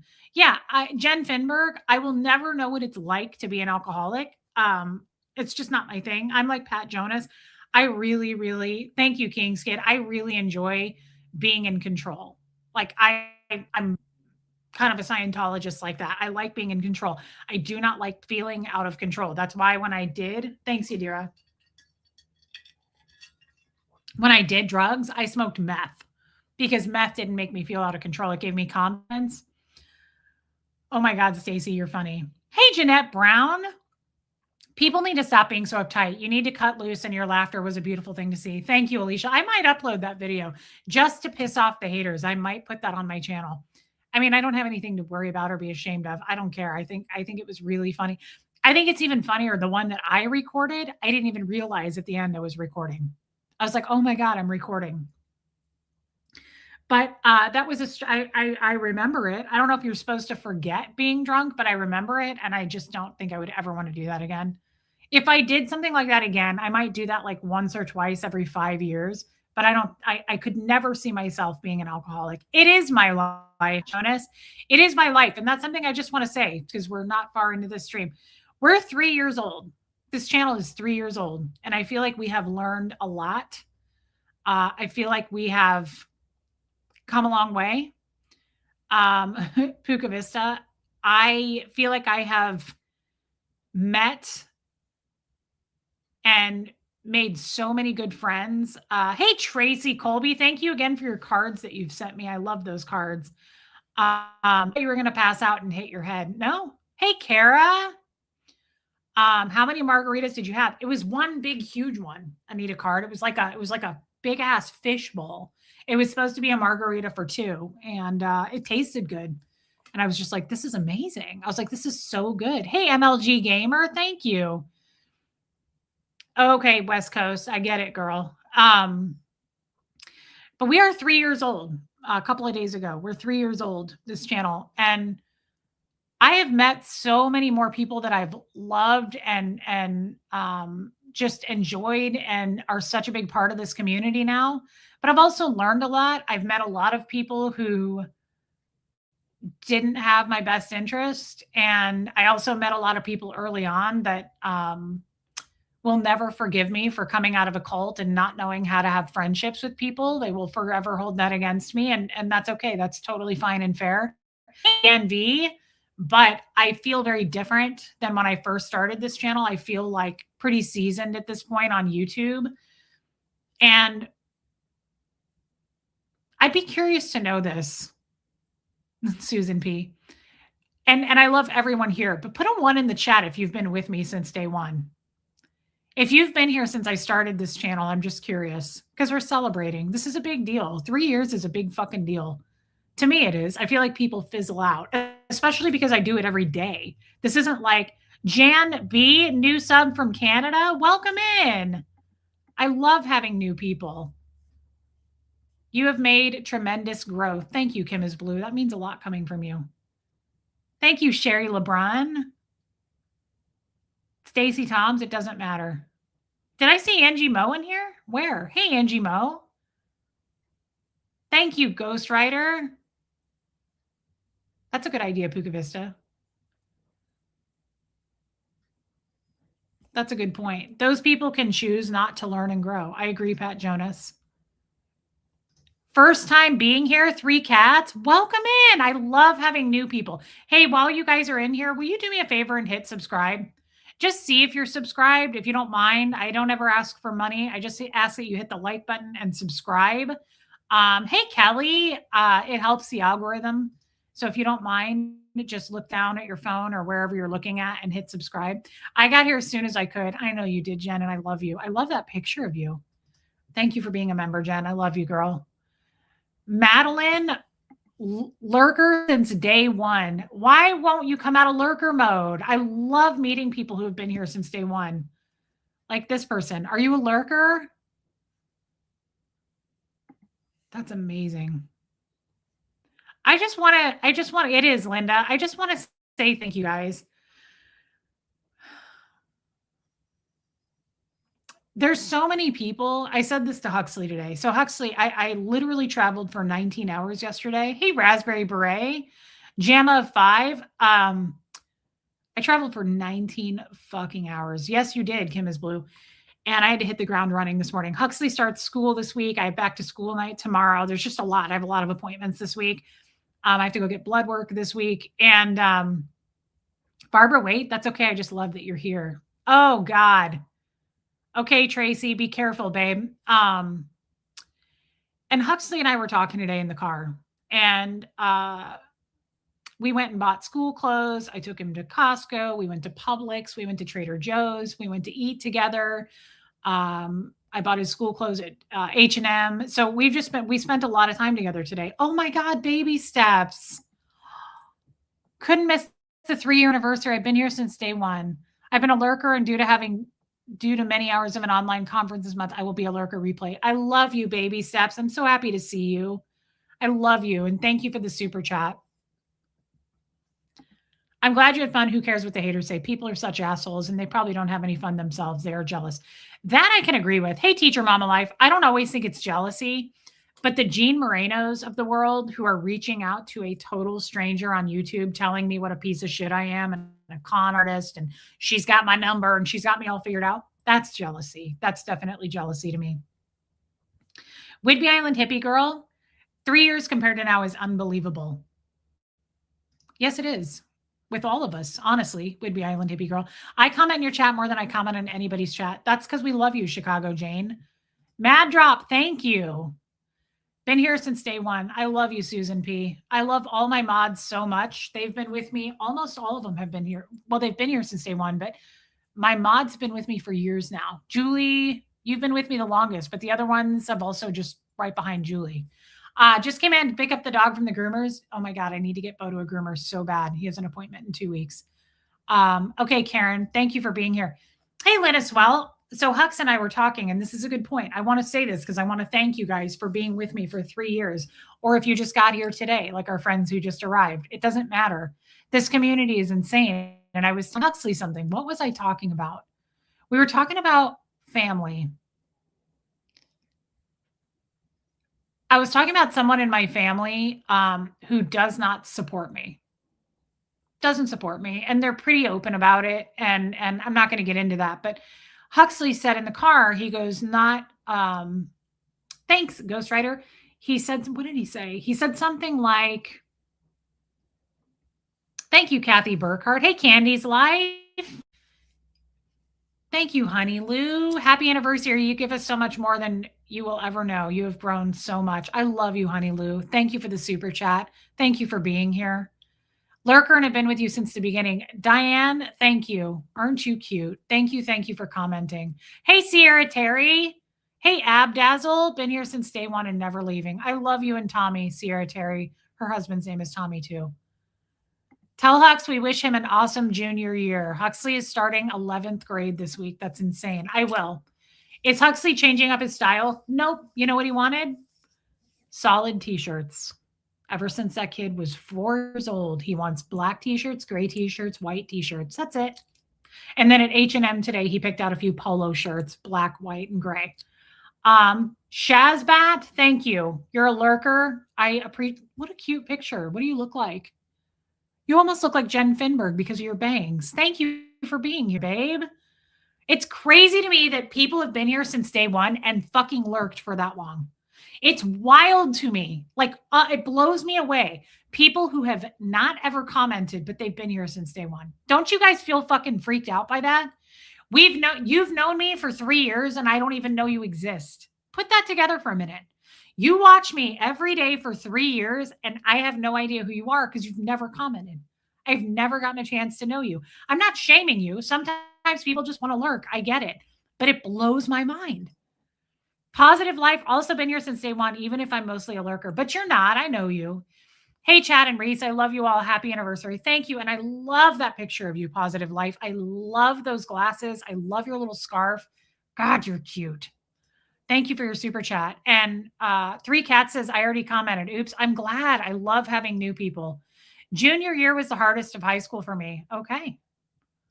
Did you see the pictures I sent of my granddaughter's Sweet 16? Dawn, I did not. If you met while I was in Ecuador, I really did not get on and check a whole lot. Today is channel's anniversary. Holy crap. I believe I've known you. Can't believe I've known you this long. I remember your first stream. Big Z, you've been with me forever. Thank you, babe. I came 3 months in, didn't speak up. I lurked for a year before. Sometimes family aren't related. Sometimes they are. So Huxley said something. Hey, Karma Charms. Kimberly Hallman. Hey, this person. I never know how to say your name. Vicky, I get it. Yeah. Honey Lou lurked for the first years. Shazbat, that's okay. I'm just glad that you popped in. Seagrade, you're always with me. So Huxley said something along those lines. He just said something like, hey, Gail Graham, family doesn't always have your back. Something like that. And I said, Huxley, you will learn. And this made me sad. I up in the car because I never thought about this until it came out of my mouth. And so I want to share it. Thank you, Candy's Life. I want to say this. I said to him, you will learn, Huxley, that, hey, power lies to paralyze. Family doesn't really always mean anything. I'm not trying to be a downer. I'm not trying to be shitty when I say that. I really am intentional when I say that. For me, family doesn't mean shit because my family was in Scientology for the most part, outside of my stepdad. No, that's Shannon, Anita Card. Family, my dad left me when I was 16. Like family, I've not put a lot of weight. What is the word I'm looking for? I've not put a lot of, somebody help me with the word. All I can think of is like weight. I've not relied on family very much. That's up, Abigail. I'm glad you did. You finally warmed up and we love you, Abigail. So I never value. That's a good word for it. Debbie Zito. Thank you. I never put a lot of value on family. I certainly didn't put any value on friends, but I sent that to Huxley and I didn't want to say it to her. Yeah. Significance is good. Importance. Yes. Trust or faith. Yes. I didn't want to make Huxley sad about that. Like I wasn't trying to disappoint him. Hey, Teresa Moore. I didn't want to disappoint Huxley and make it sound like family sucks. Stock is a good word. Yeah, Cindy. And so he goes, yeah, that's true. And then I got really sad and I said, you know, Huxley, I really hate to say this. And I got choked up saying it, but I said, my family has not been here for me in my life ever as much as the people I met the day I started my channel. The day I started my channel was really the day that's hard. I haven't ever really thought about this. The day I started my channel, I mean, we've had ups and downs, guys. Like I got stabbed in the back a lot. I did the long con. I did a lot of stupid shit on YouTube. But the day I started my channel was like the day that my life started. Because I met real people. I met people who I was always about, like in the world, you know, like don't talk to people. All outside people outside of Scientology, I was told were criminals, scammers. And so I never fully trusted non-Scientologists and I was pushed out. Well, don't ask Aaron, but the truth is I was pushed out. And that is when my life truly started as far as living. Love you too, Nancy. It was the day this family began, Pam, for sure. I cannot tell you how grateful, and I mean grateful I am every single fucking day of this life since I started YouTube. Because, hey, Parallel Jen, I don't think it's common. I don't know, I could be wrong, but I don't think it's common to have what happened to this channel have what happened to every YouTuber. Like I've met a lot of YouTubers who say things like, "Holy shit, I've been trying to just get 500 subs in the last couple of years." Like I grew really fast and people super chatted me, people joined in memberships. Like I was very blessed from the get-go. Um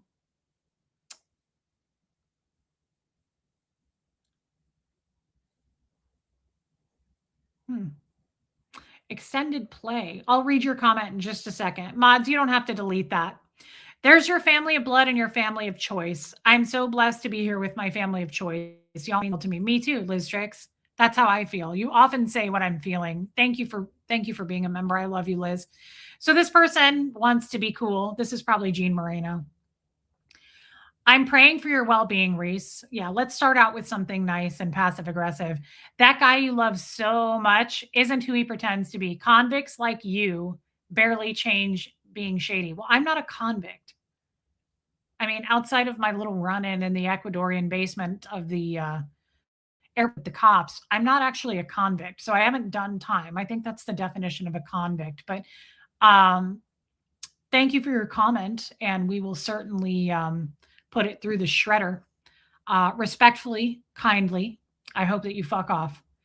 I think you're very different from most YouTubers in that you were really open to making the people you met actual friends and not just seeing people as a money thing or a fan. Well, that's the opposite of what that person just said, Raymond. So, and I haven't been convicted of anything. That's what I'm looking for, Raymond. Oh my God, Raymond, I love that picture. Is that Moose? I haven't been convicted of anything. Kindly reject, Angie Mo. You've come so far in just 3 years. Thank you, Kim is Blue. But I thought about that and I really reflected on that. And it's true. Love you too, Jamie Palmer.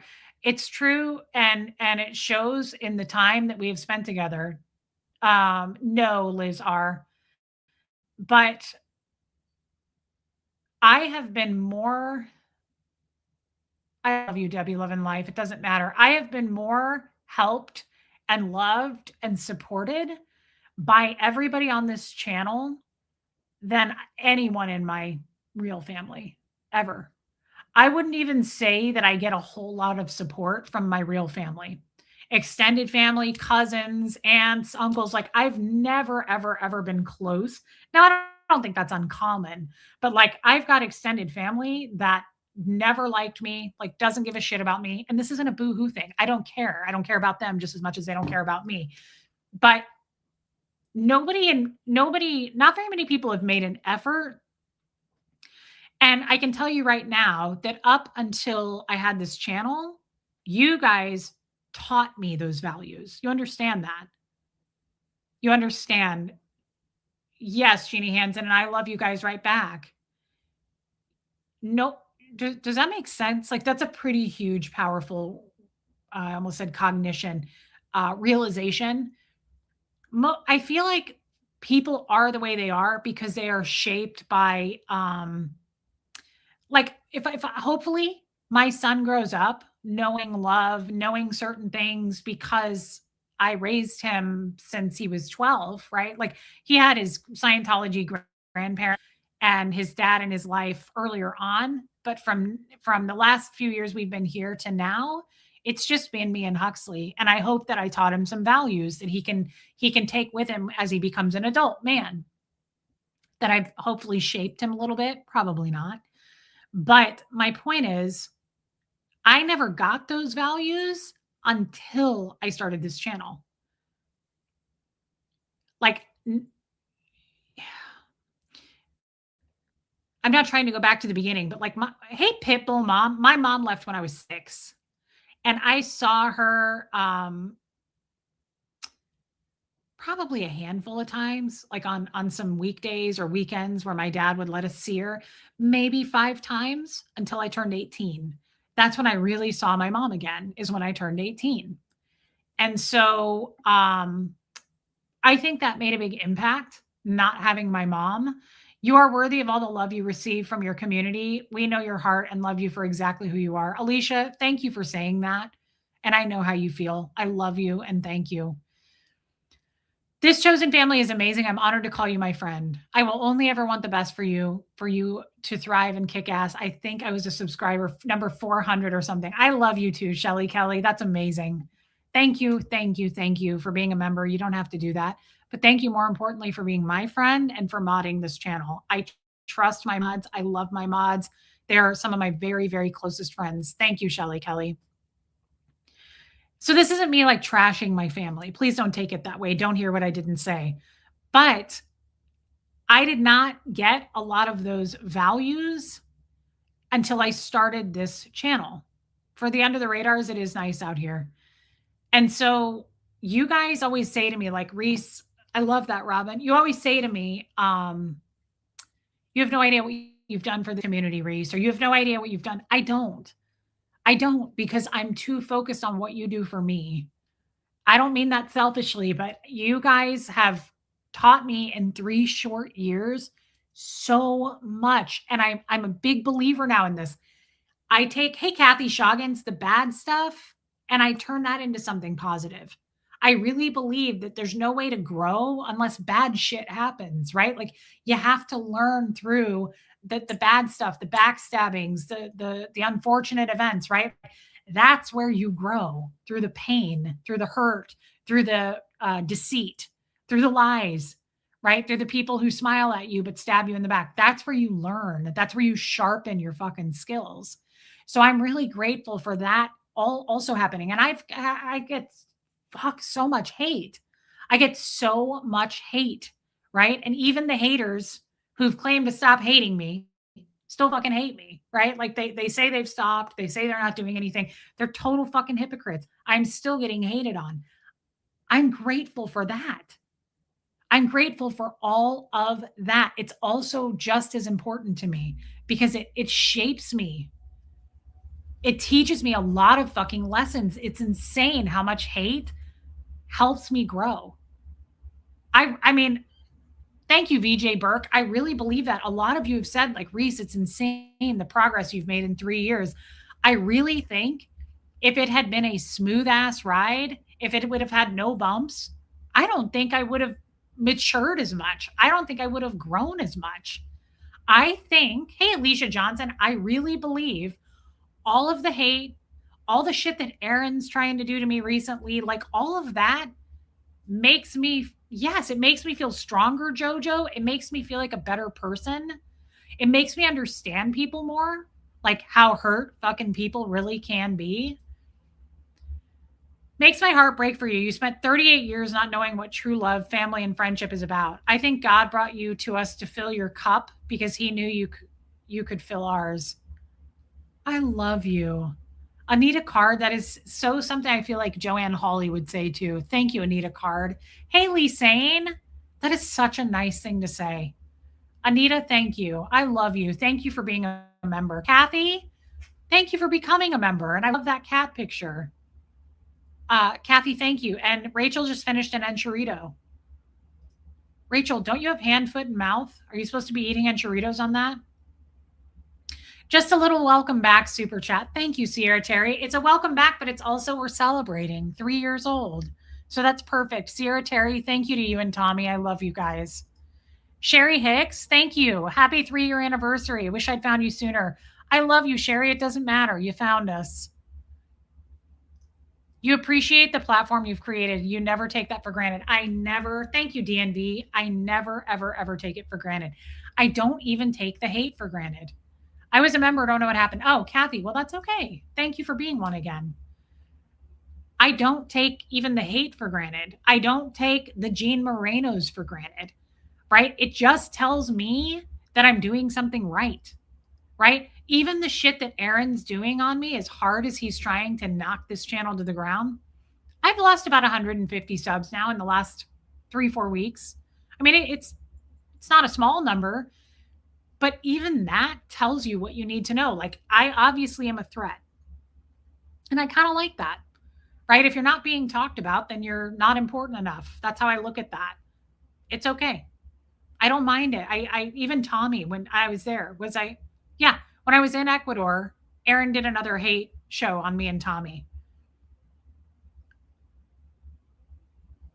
What does Aaron have to do with me and Tommy? Like, does anybody ever piece that together? Hey, Marty Jewel. Hey, Eric. Who is Aaron? Aaron is a guy who has a channel, Three Cats, and he is the person I first reached out to with what's called the, I know, Kim, the Aftermath Foundation, which was a foundation to help, thanks, Susan P., a foundation to help Scientologists, like people who are still in Scientology, get out of Scientology. And so I reached out to that foundation, and he happened to be working at that foundation at the time. And so that's Aaron. That's the guy that I reached out to. And how long, yes, Patty, how long has it been? A pitiful man at the end of his rope, Yadira? You better believe it. That guy's numbers are tanking. All he can do, he's a hate channel now. All he can do is hate content. But it's weird to do hate content on someone you haven't talked to in years. What does Aaron have to do with Tommy Scoville? Right? Like, how many times can you scream rapist? I don't know. It's losing its effect. No one cares, right? And it doesn't make any sense. The only thing that makes sense is my views are down, my channel's tanking. I got to start attacking people, right? It's just not bad. I guess Tommy could have copyright stricken him for that recent one he did. And I got a couple messages from people that were like, he can copyright strike him. And Tommy was like, nah, I'd rather not. I don't care. He was like, I don't care. Let him put it out. It doesn't matter. It brings people to our channel, weirdly enough. He's imploding. For sure he is. Auntie Janet, it's amazing to me what a smart, funny woman you are after growing up in Scientology with your dad without your mom. Just so you're able to be a friend and receive friendship is amazing. Thank you so much. I wasn't in the beginning. Hey, Haggis. He sounds like a real treat. He is. Yeah, he's a real abusive man who hates women. But I guess what I'm trying to say is, yeah, he got me out, Sophia. We've been through a lot on this channel, and I'm grateful for every piece of it. I'm grateful for all the hateful emails. I'm grateful for all the loving emails. This community, we lost a couple thousand people when Aaron did his first piece on me, like a year ago. We've bounced around in numbers. It doesn't matter. The people who were meant to be here are here, and the new people who find us are here. And I'm just really grateful for it all. I am. It's like Reese has been raised in the forest by wolves, kind of, in a certain way. Yeah, some. I'm waiting to see when Jenna leaves him again. Oh, she will. It will happen. It will absolutely happen. Well, hi, Bunny. There he is. Hi, honey bun. I hope you're feeling better. I think Tommy's going to do a show tonight, guys. Speaking of Jenna, that just reminded me. I can't either, Alicia. It's weird. For C, today I've made you strong. They will fight you, but they will fail. Ooh, I like that, Abigail. For I am with you, and I will take care of you. I, the Lord, have spoken. Ooh, Old Testament. Abigail, that's good. I'm going to take a picture of that one. I like that. What did Huxley text me about? Oh, nothing. He just liked my last text. Okay. Thank you, Abigail. That's a beautiful scripture. And thank you for the super chat. I got an email. I got a hate email while I was gone. And you know those hate emails I get that are like OSA emails? They send them to Tori. They like CC Tori, Aaron, Nora, Lindsay, DOA. I got one of those emails. And it said, I'm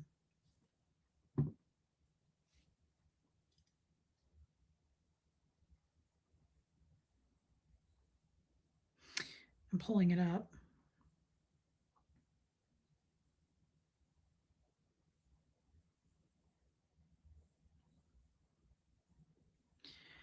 Oh, it was also to Toddy One Skip. Thank you, Beth Fline. Oh, it's actually, Alicia, you'll like my response.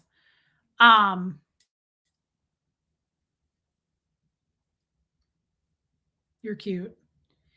It was my response that was funny. So it was to DOA, Toddy, Lindsay, Nora, Tori, Perth Audit. I don't know who that is.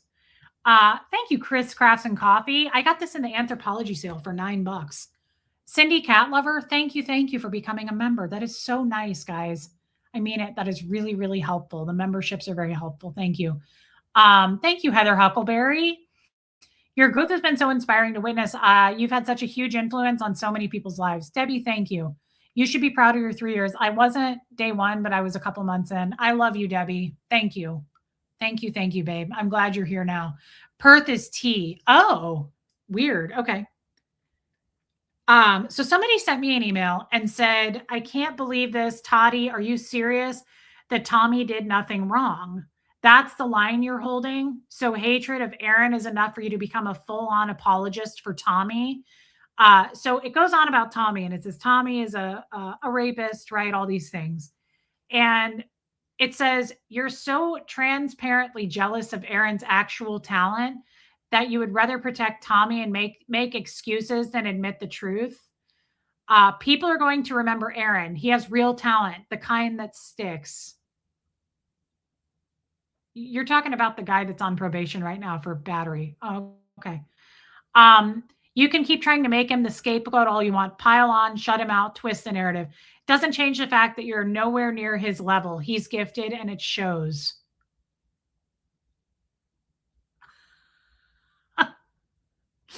So I wrote back and I said, just a quick question. What if these, because they said that the person asked earlier up here, they said, Tori, Toddy, what if it was you that Tommy committed assault on? Okay. And I wrote back and I said, hey, just a quick question. This is my response. What if they were the ones Aaron picked up and hurled from one room to another? Because that's what Jenna said. Remember that on her police call. Jenna said, he picked me up and threw me across the room. Those were Jenna's words. Okay. So I said, what if they were the ones Aaron picked up and hurled from one room to another? What if these women were the one Aaron threw into a brick building for all to see? Aaron is a weak piece of shit who is currently abusing women. Fuck off out of here with this crap. The jig is up. That's what I wrote. Aaron is currently assaulting women. That police call was from January. So 6 months ago, he picked Jenna up and threw her across the room. There's a video out there of him picking up a woman and throwing her into a brick wall in California. What was that, like a year or two ago? Aaron is currently convicted of battery and on probation. So I don't really understand where we come up with this this funny little thing where we like to go, Tommy assaulted someone in 1986 when he was 16. That's the real criminal. You want to talk assault on women? Are you out of your fucking mind? Lumen, that was inspired by you. Aaron literally picked up a woman and threw her across the room on a police tape 6 months ago. I don't know why. Yeah, but don't talk about all that. Let's talk about how talented Aaron is. Yeah, he's so talented. You can see him sweating like a soul food cook every time he goes live. He's so fucking talented. Have you guys seen his numbers? And humble through the roof. Couldn't have happened to a better guy, honestly. Yeah, Buffy, everybody has seen the video where he picks a woman up and throws her into a brick wall. A lot of us have probably heard the police tape at this point of Jennifer Miscavige, making her mugs. Oh no, that's a different tape. I'm sorry.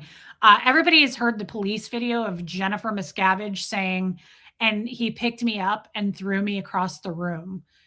What didn't she also do a video where she said he held me down? Did she say something like that? Like he held me against my will?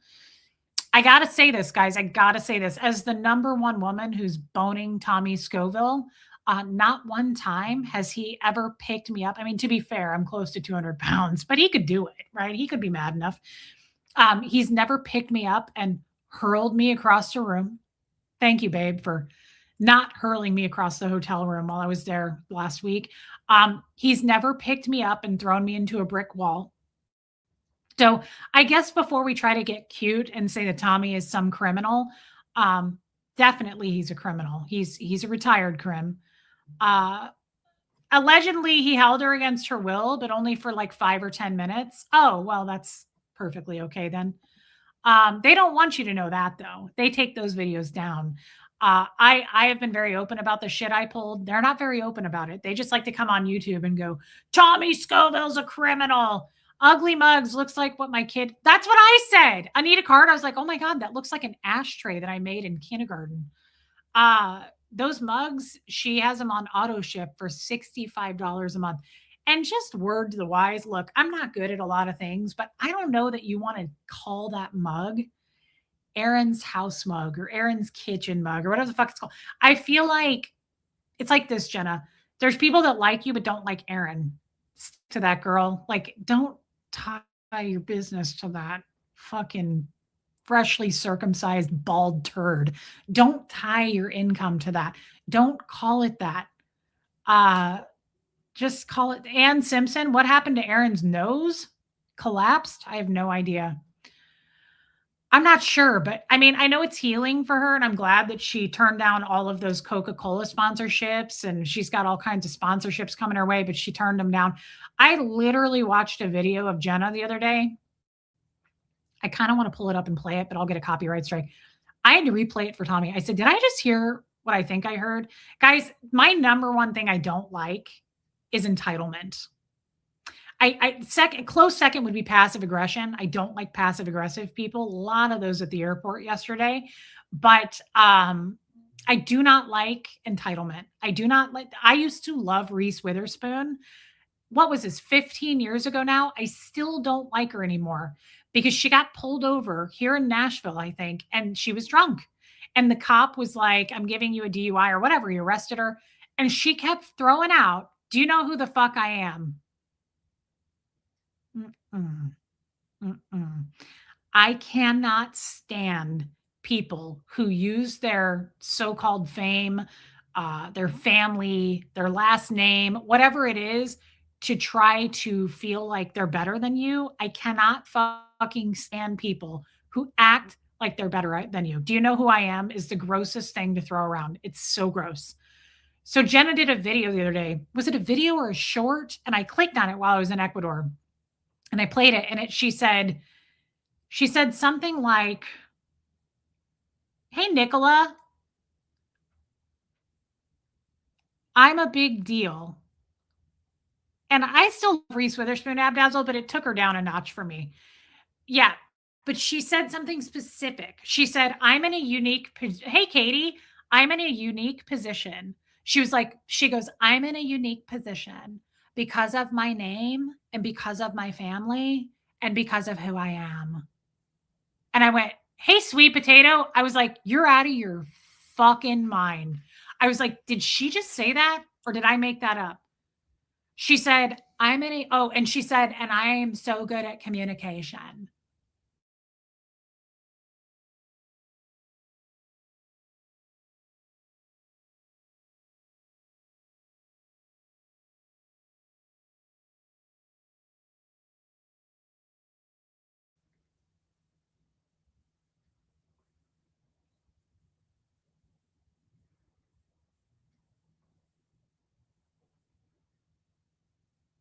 Oh, I was just texting someone and I was like, what the fuck? I don't know why that keeps happening. Tell me if I'm back. Catherine Anderson. Wow. Well, welcome in. I can't stand it. Southern Sleuth. I absolutely like people who, one of my biggest pet peeves is when you hold the door for someone and they just walk through it. And it's like, oh my God, sorry I didn't roll out a red carpet for you. I get so pissed. I really, really, really believe in treating the janitor the same way you would treat the CEO. I'm a big believer in that. Everybody matters. Everybody should be validated. I don't feel like you should be. It's so weird to me to say I am better because of my name and my family. And I was like, man, that bums me out. Like, again, I feel like Jenna is missing. There's so much that she could. Why wouldn't she start by saying, I'm Jenna Miscavige and I wrote a book? Like, why can't you ride your own coattails if that's possible? Why do you have to step on people to look like you're a big deal. Why do you have to be like Reese Witherspoon here and be like, do you know who I am? I'm sorry, but the average Joe doesn't know Miscavige.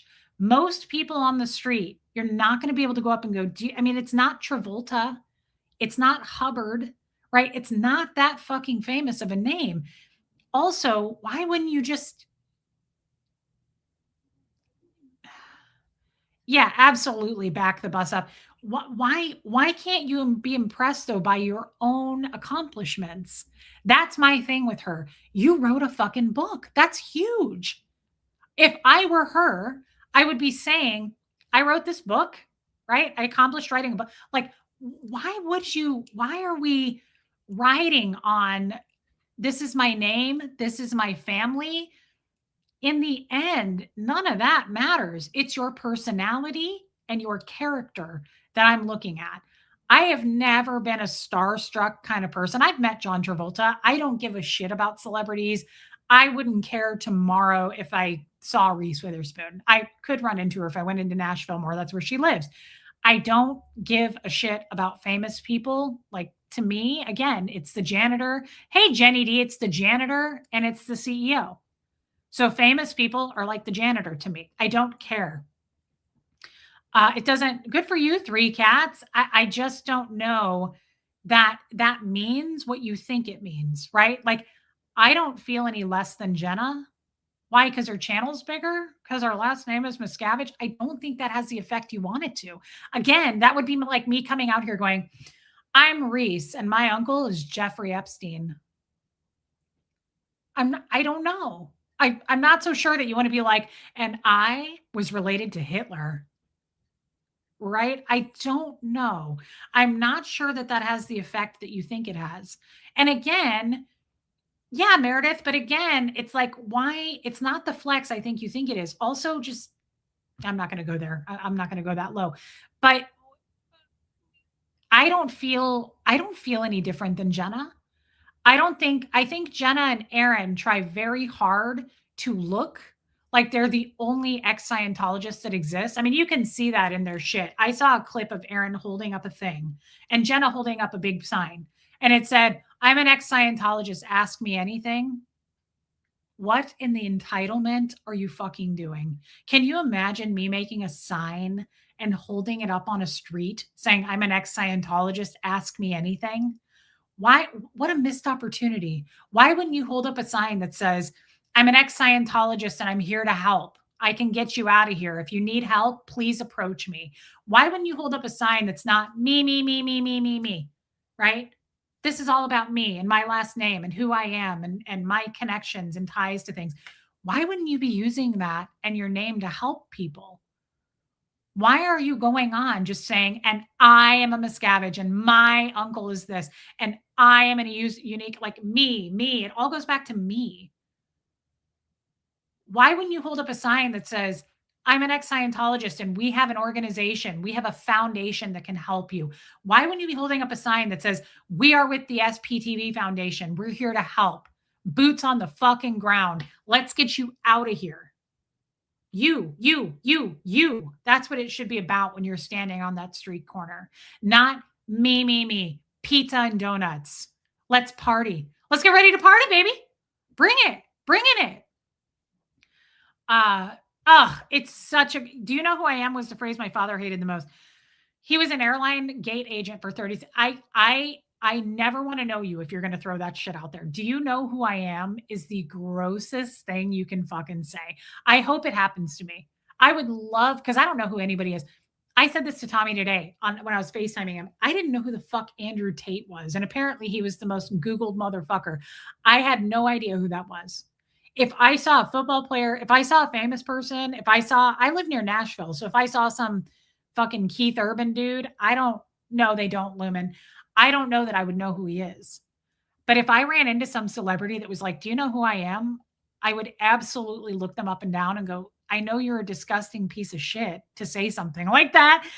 Let me get a photo of you because that's embarrassing. That's embarrassing. And you know what it screams? You know what? Do you know who I am? Do you know what that screams? Insecurity. hugely. Are you telling me that you have to be recognized by us common peasants? Are you telling me that you have to be known and recognized to have any kind of value, to be validated? That tells me that you are completely insecure in yourself and you don't know who you are. If I somehow became very, very famous, I would not change a thing.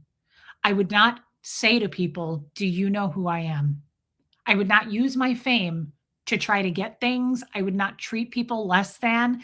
That is such a gross fucking thing to say. Do you know who I am? And it was very similar to what she said in her video. She said, I have a unique position because of who I am, my last name, my family, me, me, me, me. Guess what, guys? There's other ex Scientologists out there, and we're also fighting the good fight. And we're here to help as well.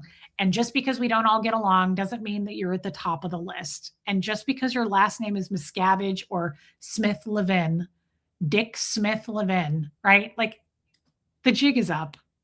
It's entitlement, it's fucking weak, and it's incredibly insecure. I don't know sports people or country singers at all. Celebrities are pretty gross. Where's Laura FM? Is she in here? I love Laura FM. What about Laura FM? What about Tori Magoo? Those two are fucking fighting the good fight. You know what Laura FM was doing when I went to LA? She was loud. She was screaming, and I kind of had to get away from it because she was very, very loud. But I wasn't offended by it. And you know what she was doing? She was using her voice to go up and down the streets of LA to say, what was her message? This is a great example. What was Laura FM's message? She was shouting, if you need help, we can help you. We can provide help. Scientology is a cult. She was like, if you need help. I think she was even shouting out a phone number, right? That's somebody who is not doing it for recognition, validation, fame, none of that. Tori, same fucking thing. Those guys are actually there every Friday, right, to help get the Scientologists to recognize it's a cult and we can help you. We can provide help to you, right? They're not standing there with their whole jug hanging out saying, ask me anything. The fuck? Ask me anything. Now is not the time to ask you anything. No one gives a shit about asking questions, right? You should be there to try to get people out, right? You also should be there to spread the word that Scientology is a cult. But it just seems so entitled. It seems so me, me, me. I'm an ex-Scientologist. Ask me anything. What does that mean? You're somehow famous? Like, you're a big deal? You might as well hold a sign up that says, I'm a big fucking deal. Ask me anything. It felt classless to me, and it felt like they weren't there to help anybody, right? Now, we know, I don't know if Jen is there to help people or not. I don't know her intentions. But we know Aaron's intentions, and his intentions are to be there to stir the pot, stir up trouble, right? Aaron is the Johnny Somali of Scientology, right? He is loud. He's obnoxious. He's become a troll. He's become a hater. He's just there to get clicks and views and to get as loud and obnoxious as he possibly can, to the point where he got arrested for it, right? He likes to throw things in people's faces and go, let's get ready to party, baby. He likes to call Scientologists losers. He likes to threaten them. He likes to say to Sea Org members, are you going to get your ass beat by David Miscavige, you little bitch, in front of children, right? The jig is up with Aaron. Aaron has absolutely shown himself. He's shown his true colors. He is not there to help. Hi, P. Taylor. Celebrities would come through and say things like, don't you know who I am? Gross. It's so insecure. Why do you need to say that? Why would you need to say that? You know who you are. Do you need other people to recognize who the fuck you are? I didn't know who Johnny Somali was either. Tommy and Johnny told me who he is. Hey, Helen Baker, I wouldn't have known who he was. He's some really obnoxious dick swinger that is a streamer. And basically, Kiki, he's gone around. I think he's in North Korea right now in prison, because he went there and thank you, Helen. I did. I had really wonderful sex while I was gone. He went to North Korea to stream and he was throwing like fish at the statues. He was absolutely being a disgust. Like he was like Aaron. He was calling people names. He was being very racist toward the people there. It was really, really gross. And he's in prison for it. But he was doing basically anything to get clicks and views. And he was being harmful to people to do it. And he thought it was funny, just like Aaron, right? So Jenna talks in an extremely monotone voice. I just recently watched some of her videos and I was blown away at, South Korea. I was blown away at all of the edits. She doesn't go live much, which whatever. A lot of people don't go live. I don't care about that. There was a ton of edits, but she is extremely monotone in her voice. And that's one of the things I'm like, I wish there was some humor or something involved. There's not. It's extreme. It's like very just straight monotone, which whatever. That's her style. For me to watch somebody on YouTube, which I don't, I watch Tommy. I watch Lindsay sometimes, but I haven't watched much of anything since I've been gone. I need you to have some like pitch in your voice. I need you to be funny. I need you to have a personality for me to stay with you, right? Like, I think hey, Monk, I think it's insane that we've been live for 2 hours and 10 minutes with a consistent 400 people in this chat. That tells me something. Now, am I high on myself about it? Am I on a high horse? No. But I do believe in order to keep 400 people in a chat for over 2 hours, you have to have some kind of an interesting story. You have to make them laugh. You have to do something. I can't just sit here and ride the coattails and go, and my dad is Gene Wally, and he's still in Scientology, and Scientology is a family destroying cult. I think if I did that for 2 hours, you guys would be fucking gone. I don't think anybody would sit here through that. So I appreciate that. By the way, while you're in here, please hit subscribe. Please hit the like button, but also hit subscribe if you don't mind. Aaron's mask didn't just slip, it fell all the way off. Yeah, Aaron is exposed and he knows it. He knows it. He's just grabbing at whatever he can to hate on. He's going to take as many people down as he possibly can with him. It's a matter of fucking time before he and Jenna go after each other again. I don't know if he's friends with Marilyn now anymore. I'm not sure what's going on there. I haven't checked in on that, but I think that's the other reason that he's doing the hate on me and Tommy, because he doesn't have Marilyn to do it for him anymore. Now, make no mistake, Marilyn will be back to do hate on me and Tommy, I'm sure, in the near future, because she's going to need those clicks and views. Love you, Wine. But he doesn't have her being ordered to do it. She's just going to do it on her own, I'm sure. But that's why Aaron is doing the hate on me and Tommy, because he doesn't have anybody to do it. We don't care. Please hit the like button. Reset. How come I can see your pupils, but I can't see Jenna's or Aaron's? Reese, I'd smile and say no, but I bet you're going to tell me. Tell you what, Jeannie Hansen. How come I can see your pupils, but I can't see Jenna's or Aaron's? Well, everybody says Jenna has shark eyes. She does have some dark ass. To me, they both have those Scientology eyes. I had those Scientology eyes when you watched my very first video with Aaron. The very first appearance I made on YouTube. I feel like my skin was gray. I was hunched over. I didn't look very good. I wasn't very bright. To me, they have Scientology eyes. They're very, very dead behind the eyes. She's got those shark eyes. I hope that Jenna gets away from Aaron and does her own thing. I don't think she needs Aaron to try to get bigger and become famous. I think they use each other. I think Aaron absolutely went after Jenna because of her name. And I think Jenna goes after Aaron because of his channel. I don't think that's a good recipe for either one of them. Clearly, it's not doing much. I don't think they're growing a lot. Oh my God, Critters Creations.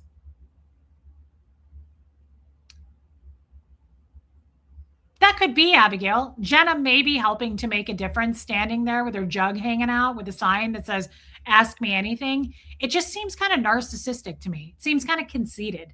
Like, why aren't you doing like what Tori and Laura FM are doing? Like, instead of standing there posing for the camera, why aren't you like going and talking to them and trying to help get them out, get them resources, get them support? I don't know. I don't know. And you could say to me, Reese, why aren't you doing it? I don't live in LA and I don't live in Clearwater. And the Nashville org here has 2 cars in the fucking parking lot. Big difference, guys, than LA and Florida because it's the Sea Org. Oh my God, Stacey. Yeah, Aaron's channel is tanking. Yeah, Sweet Potato Princess. Definitely a big before and after on the pictures for me. I look very different than I did on day one, for sure. I feel like I have way more color in my skin tone, my face. I found my voice. I'm not afraid to talk. It's a lot of things that are different. No, Renee B. It's from that show Tommy and I watched, The Righteous Gemstones. Judy Jensen says that to one of the ladies who's like got huge tits. She goes, "That's why your whole jug is hanging out." She just says that. It's hilarious. No, I noticed that Jenna has in the recent times, for some reason, she's wearing like really low cut shirts and like her tits are hanging out a lot more, which who cares? I mean, you could call that jealousy from me. I wish I had bigger boobs to hang them out. I don't even have fucking cleavage. But I think it's odd. And I don't know if it's Aaron having her do that. I'm not sure, but it's like all of a sudden she's wearing like in her protest the other day, I saw she was wearing like a bra with pants and just like an open shirt over the bra. Like, so you could see her stomach, you could see her tits, like just kind of pushed up and hanging out. And I thought it was weird. I was like, that's such a strange outfit to wear to talk to people to get them out of Scientology. But her choice. I don't really give a shit about that. I don't care how women dress. I don't even want to comment on bodies. But I thought it was weird because I don't remember Jenna doing that in the past. To be fair, never really watched Jenna. So maybe she's looked like this all along. She was always a conservative dresser. Yeah, it just seems like she's changed up her style. What you're not doing is screaming at them. No. Aaron really screwed himself by screaming at them. He really did that. He screaming at them was so stupid, in my opinion. And for someone who has a foundation to help people to get out, it was bizarre. And there's no going back from that. He can't walk that back. He can't if he tries. How's Nora? Hey, Pamela Perfect. I have no idea. I haven't talked to Nora. I don't know. I don't even know. I think Nora streamed while I was gone. I think she's done 1 or 2 streams, but I couldn't tell you. I don't know how Nora's doing. Yeah, Lumen, it was odd. Reese, don't you have more views than Aaron now? He's tanking bad. Oh, Jojo said she's feeling better. Iwa, I don't know. My views are never very good. When I first started this channel, my views were so much better. I used to get like 8,000 to 10,000 views a video. Now I get like 2 or 3. So I'm not really sure. I'm not sure if I wouldn't say I'm probably doing better than Aaron, but for someone who has 250,000 people, that big of a channel, and I think most of the time when he goes live, he gets 200 or 300 people in a live, unless he's doing hate. So if he's doing a video hating on me, Tommy, Nora, or Lindsay, he'll get 600 or 700 in there. But he's well aware of that. When he does any other content, he's getting the same kind of views I'm getting in my shows. Yeah. I think the jig truly is up. I think most people, mainly women, have seen him for who he is and how destructive and manipulative and just grossly fucking abusive that he is. I think most people see it. If Abigail sees it, then I think a lot of people are seeing it, if I had to guess. He's got too much of a record at this point. He's got a whole paper trail. He's got it on camera, throwing a woman into a building. He's got Jenna's phone call of her saying he picked me up and threw me. Guys, that's not fucking normal by a long shot. If you are with a man who picks you up and throws you when he's angry, if he rages like that, something is really fucking wrong with that man. And he shouldn't be around kids. He shouldn't be around anybody. Animals. You're more consistent with views, Reese. Interesting, Jojo. Gotta wonder if his hate videos are legit. I don't know. I mean, he said all kinds of crazy shit, Love and Life, about me, about Tommy. He said all kinds of crazy shit. He said that I was never in Scientology.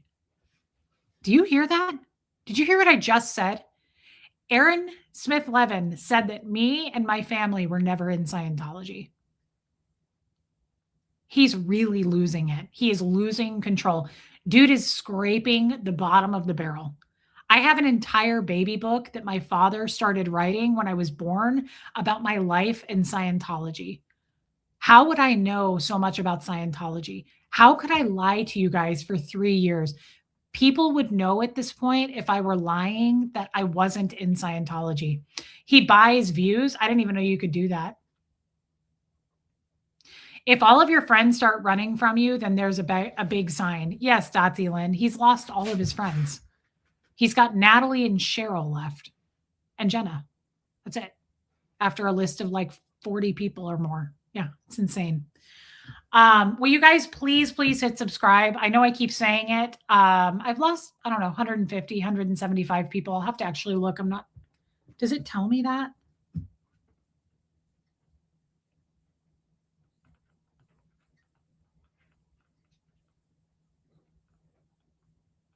I'm answering my mom. Hang on a second about Huxley. If you want. Okay. Let's see. No, because we're in the month of August. I've only lost 2 subscribers in the month of August. But last month was the month that Aaron did all that hate on me. And I think he got me to lose about 150, 275, somewhere in there. Yeah, Stacy, it's just weird to me. I don't know what you mean, Abigail, but please don't be offended. I didn't mean anything offensive to you. We don't belong to darkness and night. Let us who live in the light be clear-headed, protected by the armor of faith and love, and wearing as our helmet the confidence of our salvation. Interesting. That's a good one too. That's a New Testament. Abigail, thank you for the super chat. That was very kind of you. Or Sage says, or when your children don't want you around is also how you know you have messed up. Yeah, that's according to Jenna. I mean, I don't know anything about Aaron's kids, but Jenna said that his own daughters said to him, we hope that he treats you better than he treats our mom.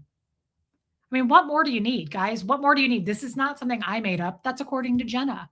She said that, right? Like, I don't know. The guy throws women. Hey, Charcoal Ninja. Hey, Maisie Shiloh. I'm about to end, Maisie. The guy throws women into buildings, picked up Jenna and threw her. His kids don't seem to like him. I don't know. That kind of tells me all I need to know, though.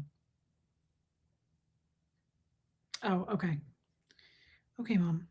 All right. Hey, guys, I will be back tomorrow. Please, on your way out, hit subscribe.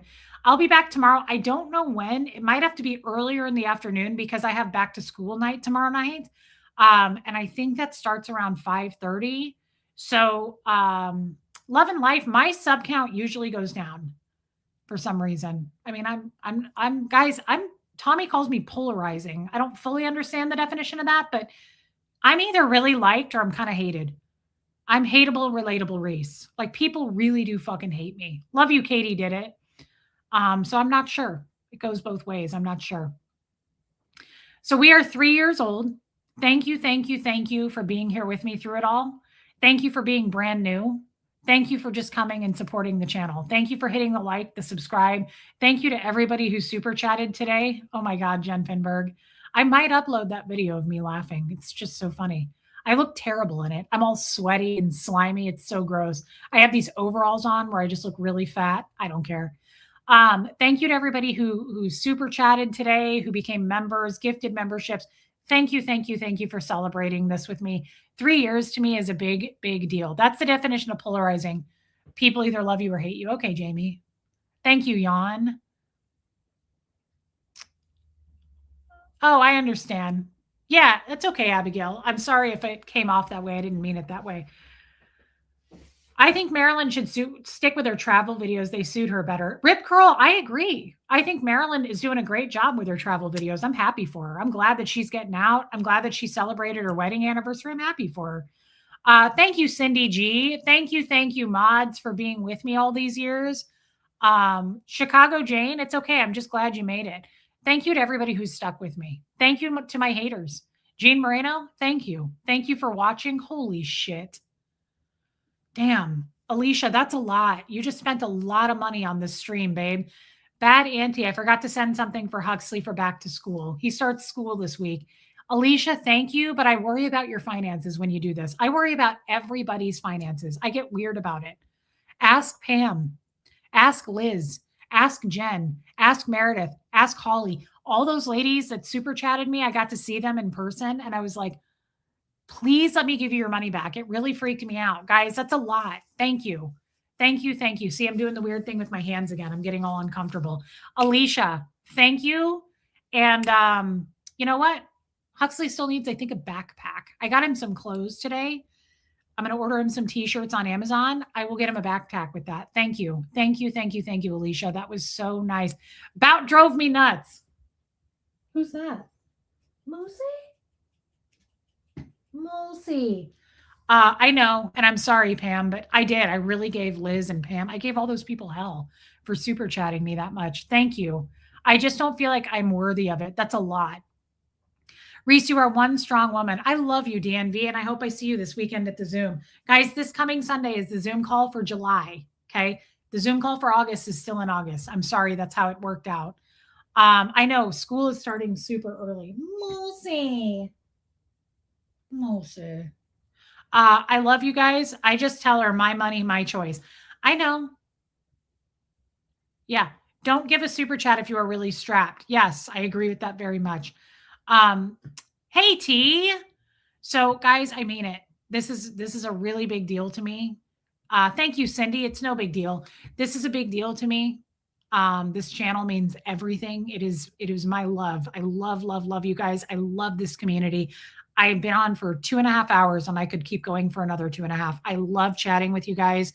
This is my favorite thing to do. Yadira, I love you too. Mods, thank you for being with me. You're the best. We haven't had any issues with my mods. We're all super close and I appreciate that very much. I love you, Stacy Toms. Thank you, Tennessee girl. That's amazing, Tamber June. I will be back tomorrow afternoon. It might be like around 3:30. Love you too. Thank you, Abigail. My finances have freed up a lot recently. She doesn't have to buy pizza and donuts. Huxley is driving. Yes, he gets his license in late October, but he's got his permit. Okay, Pam, love you. Yeah, if people super chat or don't super chat, it's their right. Yes. Love you, Mad Drop. Thank you. Thank you, Jess, for being here. Guys, thank you, mods. I mean it. Thank you. All right. I will be back tomorrow afternoon. Love you, Jojo. And I mean it. Thank you. Hit subscribe on your way out. And thank you for supporting me for 3 years. That's a huge deal. I have a lot to talk about this week. Obviously, I've been gone for a while, but there's just some shit I want to bring up. Thank you. Hey, Lenny Bug. I love you all. And here comes Fred, everybody. I'll see you tomorrow afternoon.